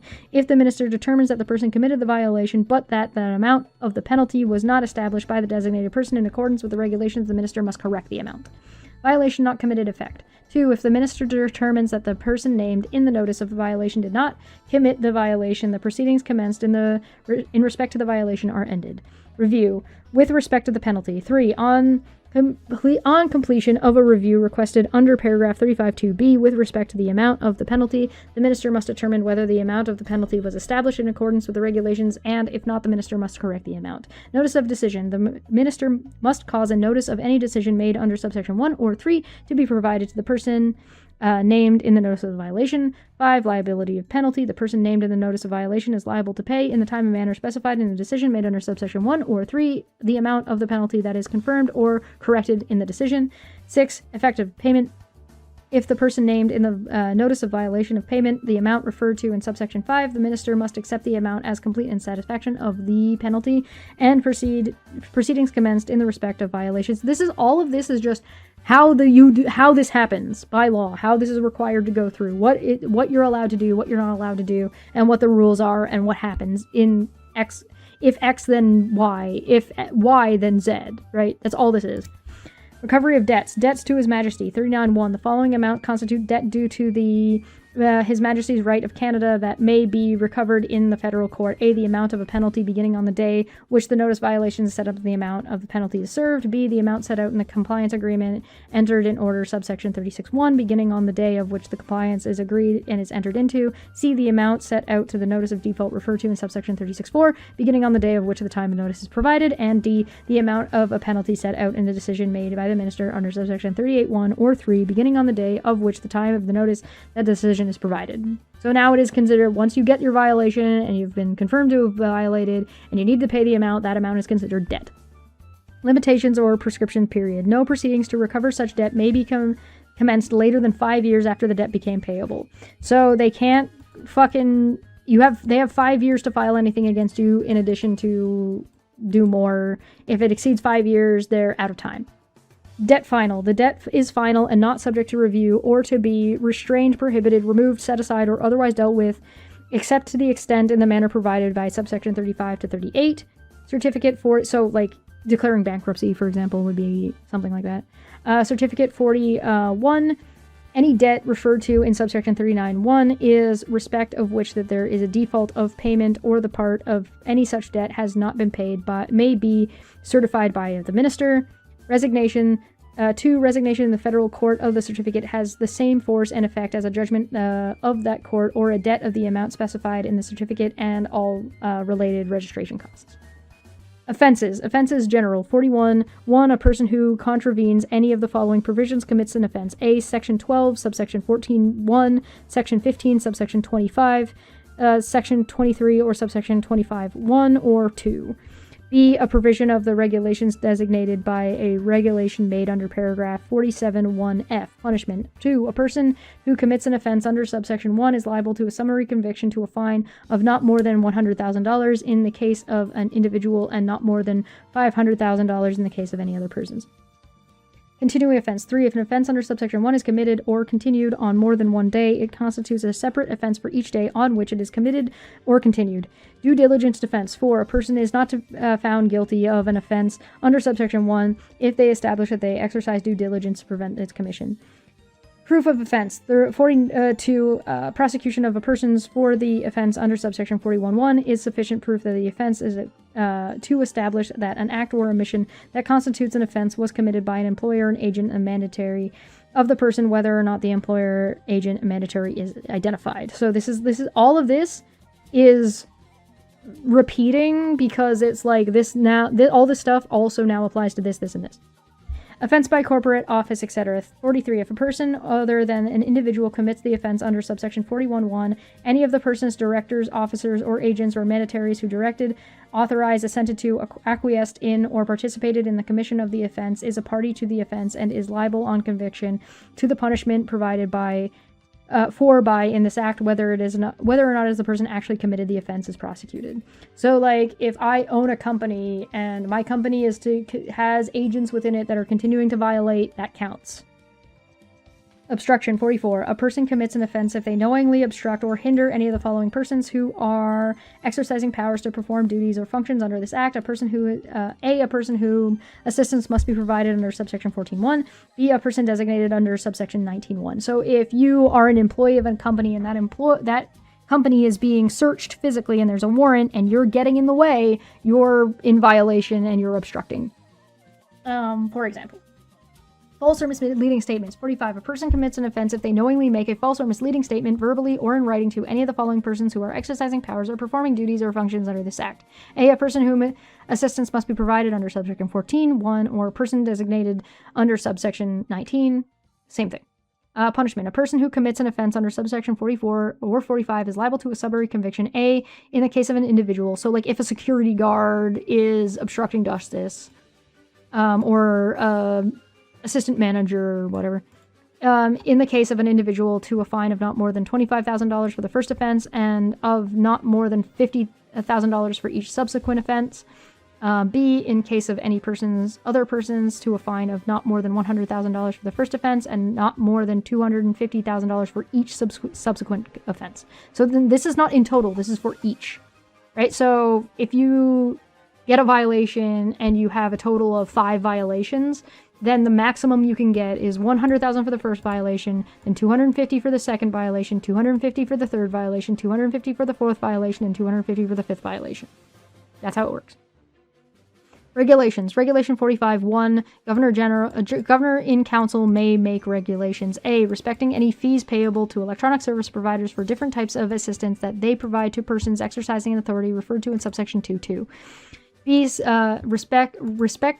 respecting record keeping and reporting by electronic service providers. So, for example, record keeping. The CBC, or sorry, not the CBC. The radio fucking and broadcasting regulations in Canada say that you have to hold on to any recording that you have made or published for X number of years. So if you own a radio station and you produce a show, then you have to keep a record of that show in your logs for X amount of time. And like that changes based on like what Like if it's radio or if it's television, like what media you're utilizing. Or like you're supposed to keep a record, like your tax records, stuff like that. Okay. C, respecting the meaning of any term or expression for the purposes of this act. Spirit of the law type thing. D, respecting orders referred to in section 22 and reports referring to in section 23. E, respecting the administration monetary penalty scheme, including regulations. I, designated provisions of the regulations for the purposes of paragraph 29 1b. 2, respecting the establishment of penalty amounts. 3, respecting the contents of notice of violation. 4, respecting the reviews by the minister. 5, respecting the service provisions of the documents. Basically, don't be a dick. F, designated provisions of the regulations for the purposes of paragraph 41 1b. G, prescribing anything that is required for or authorized under the act to be prescribed. H, prescribing the way in which anything that is required or authorized by this act to be prescribed is to be determined. And I, generally, for carrying out the purpose of provision of this act. Victoria asked if this applies to me. So the broadcasting rules, I'd have to review them to know for sure, but I am not, because of like the way YouTube functions and Twitch functions, I don't have to have a physical copy in my house. So I don't have to like record things as I'm doing them, right? YouTube does. That's why you can like get rid of a video and YouTube can remove a video, and why YouTube can put a video back. And they can restore it. So YouTube is responsible for that because they're the broadcaster, for example. I'd have to double check to see what the updated rules are around internet broadcasting, though. So maybe I am and I'm not, and I'm in violation. I'd have to go and look. Periodic review. 2. Every 5 years after the day on which the first regulation is made under paragraph 1. Actually, I wouldn't be in violation because I don't delete my streams after the fact. So as long as they stayed available and in existence, they would be fine. If YouTube deletes it on their end, though, that's their fault. That's not a violation on my part. So, like, I also don't know what, like, the extent of the time is, so I'd have to double check that. Anyway. Periodic review. 2. Every 5 years after the day on which the first regulation is made under paragraph 1A, the minister, that's not the prime minister, that's the minister, that's not, they're not referring to the prime minister. The minister must review all regulations made under that paragraph. Notice 3. Before the first regulation under paragraph 1A is made and during every review referred to in the subsection 2, the minister must publish a notice inviting the following persons to make representations within the time and form and manner of the specified notice: the Attorney General of Canada, the Attorney General of each province, core providers, and the electronic service providers that are subject to orders made under subsection 7.1. Again, keep in mind that this is talking about making changes to like something like WhatsApp and saying like you can't have disappearing messages or something like that. That's what they're referring to. Distinguishing. 48. For greater certainty, regulations made under this act may establish classes of electronic service providers and distinguish among them, including the basis of electronic service provided and on the basis of the number of persons in Canada whom the electronic service provider provides services. So like texting, WhatsApp, Instagram, FaceTime, you could consider like those, like social media, blah blah blah, would be like a grouping of, without having to specify each fucking service provider. Report. Annual report. 49. 1. Within 90 days after the end of each calendar year, the minister must prepare a report on the minister's activities under the act during that year. Contents. The report must include A, the number of orders made under subsection 7.1, as well as the information relating to the classes of electronic service providers in respect of which the orders were made and obligations imposed by the orders in respect to the operational and technical capabilities. B, the number of orders that were not approved by the Intelligence Commissioner, as well as the information relating to the electronic service providers in respect of which the orders were made and the obligations that were to be imposed by the orders in respect to the operational and technical capabilities. So within the first year that an order is made or changed, they need to provide a report of how that's affected things. C, information relating to the compliance orders made and enforced actions under this act. D, the number of requests for assistance made under the subsection 14.1 in the cases of persons whom the assistance was provided. And E, any other prescribed information. Publication 3, the minister must make the report available to the public with any redactions that the minister considers necessary within 60 days after the day on which it has been prepared, so the public is legally obligated to have access to this information.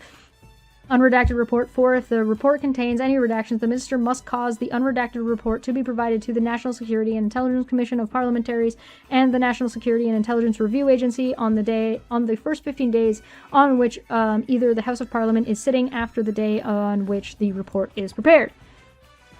Related and consequential amendments to the Intelligence Commissioner Act. 42, paragraph 12A and B of the Intelligence Commissioner Act are replaced by the following. A, reviewing the conclusions on the basis of which certain authorities are issued or amended, and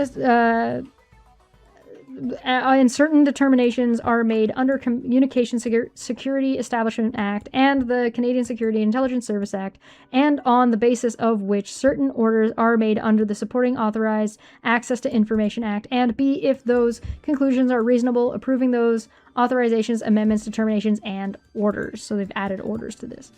43, the Act is amended by adding the following after Section 19, Ministerial Orders 19.1. The Commissioner must review whether the conclusion made under subsection 7.3 of the Supporting Authorized Access to Information Act and on the basis of which an order was made under subsection 7.1 of that Act are reasonable.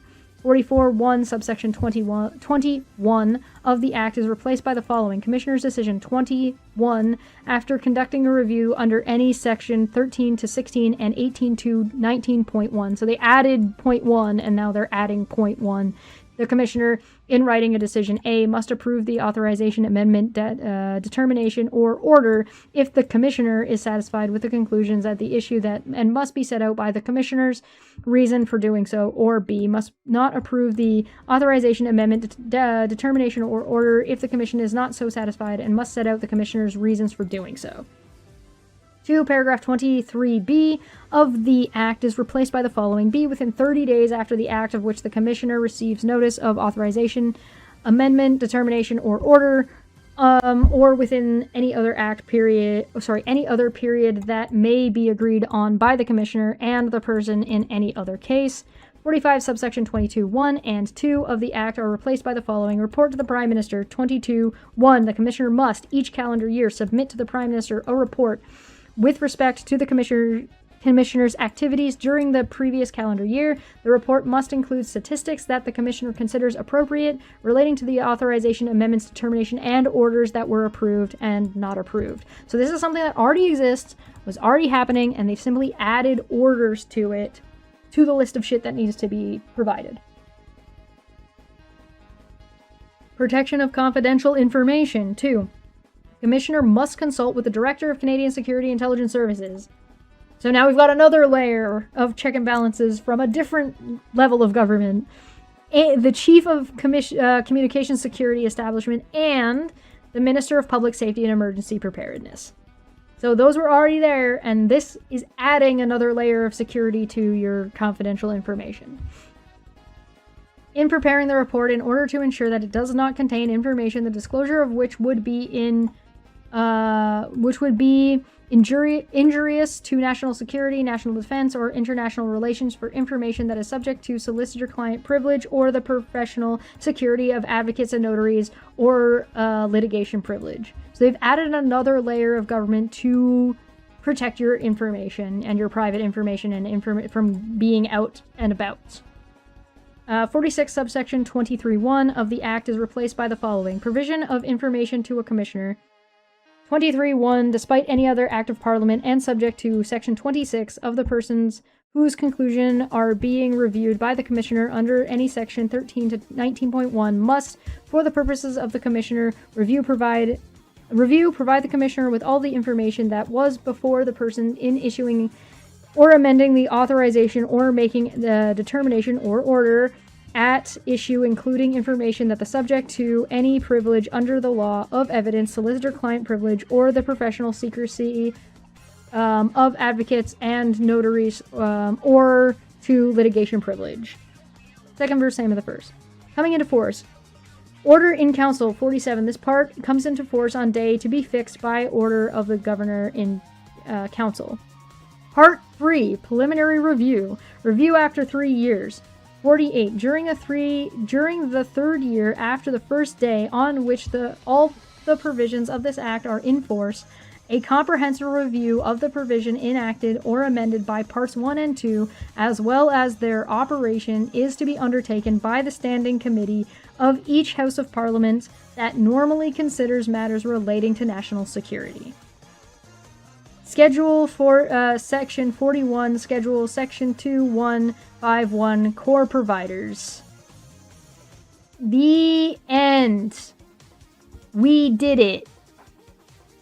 House of Commons of Canada, Bill C22, Act Respecting Lawful Access. So, now that we've read through all that, should we remind ourselves what it was that Pierre Poilievre actually said about this act? Yes, we shall. Okay, so we just read Bill C22. Did you hear anything in the reading of Bill C22 that enforces and forces giant tech companies to become surveillance apparatuses on behalf of the government? By the way, it wouldn't just apply to Carney's Liberal government. This would apply to the government of Canada, provincial and federal. So that's not exclusively Carney's Liberal government. It is whatever government also comes after him, and also provincial governments.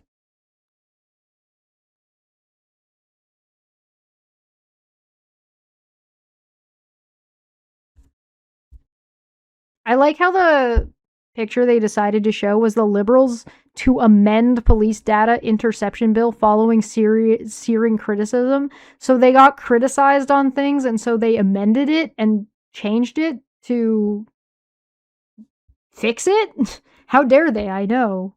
Cursed. What do you guys think?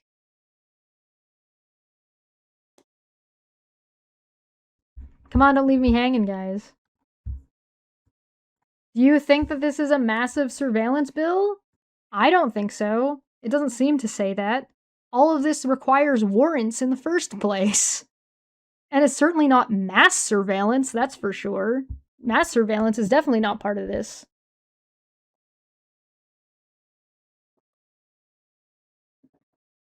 I mean, I can see things that are cause for concern, and I can see things that could be weaponized, and I can see things that you might be critical of, but it certainly doesn't seem like that. Not to me, at the very least. As, admittedly, not a professional. I'm certainly not a legal professional.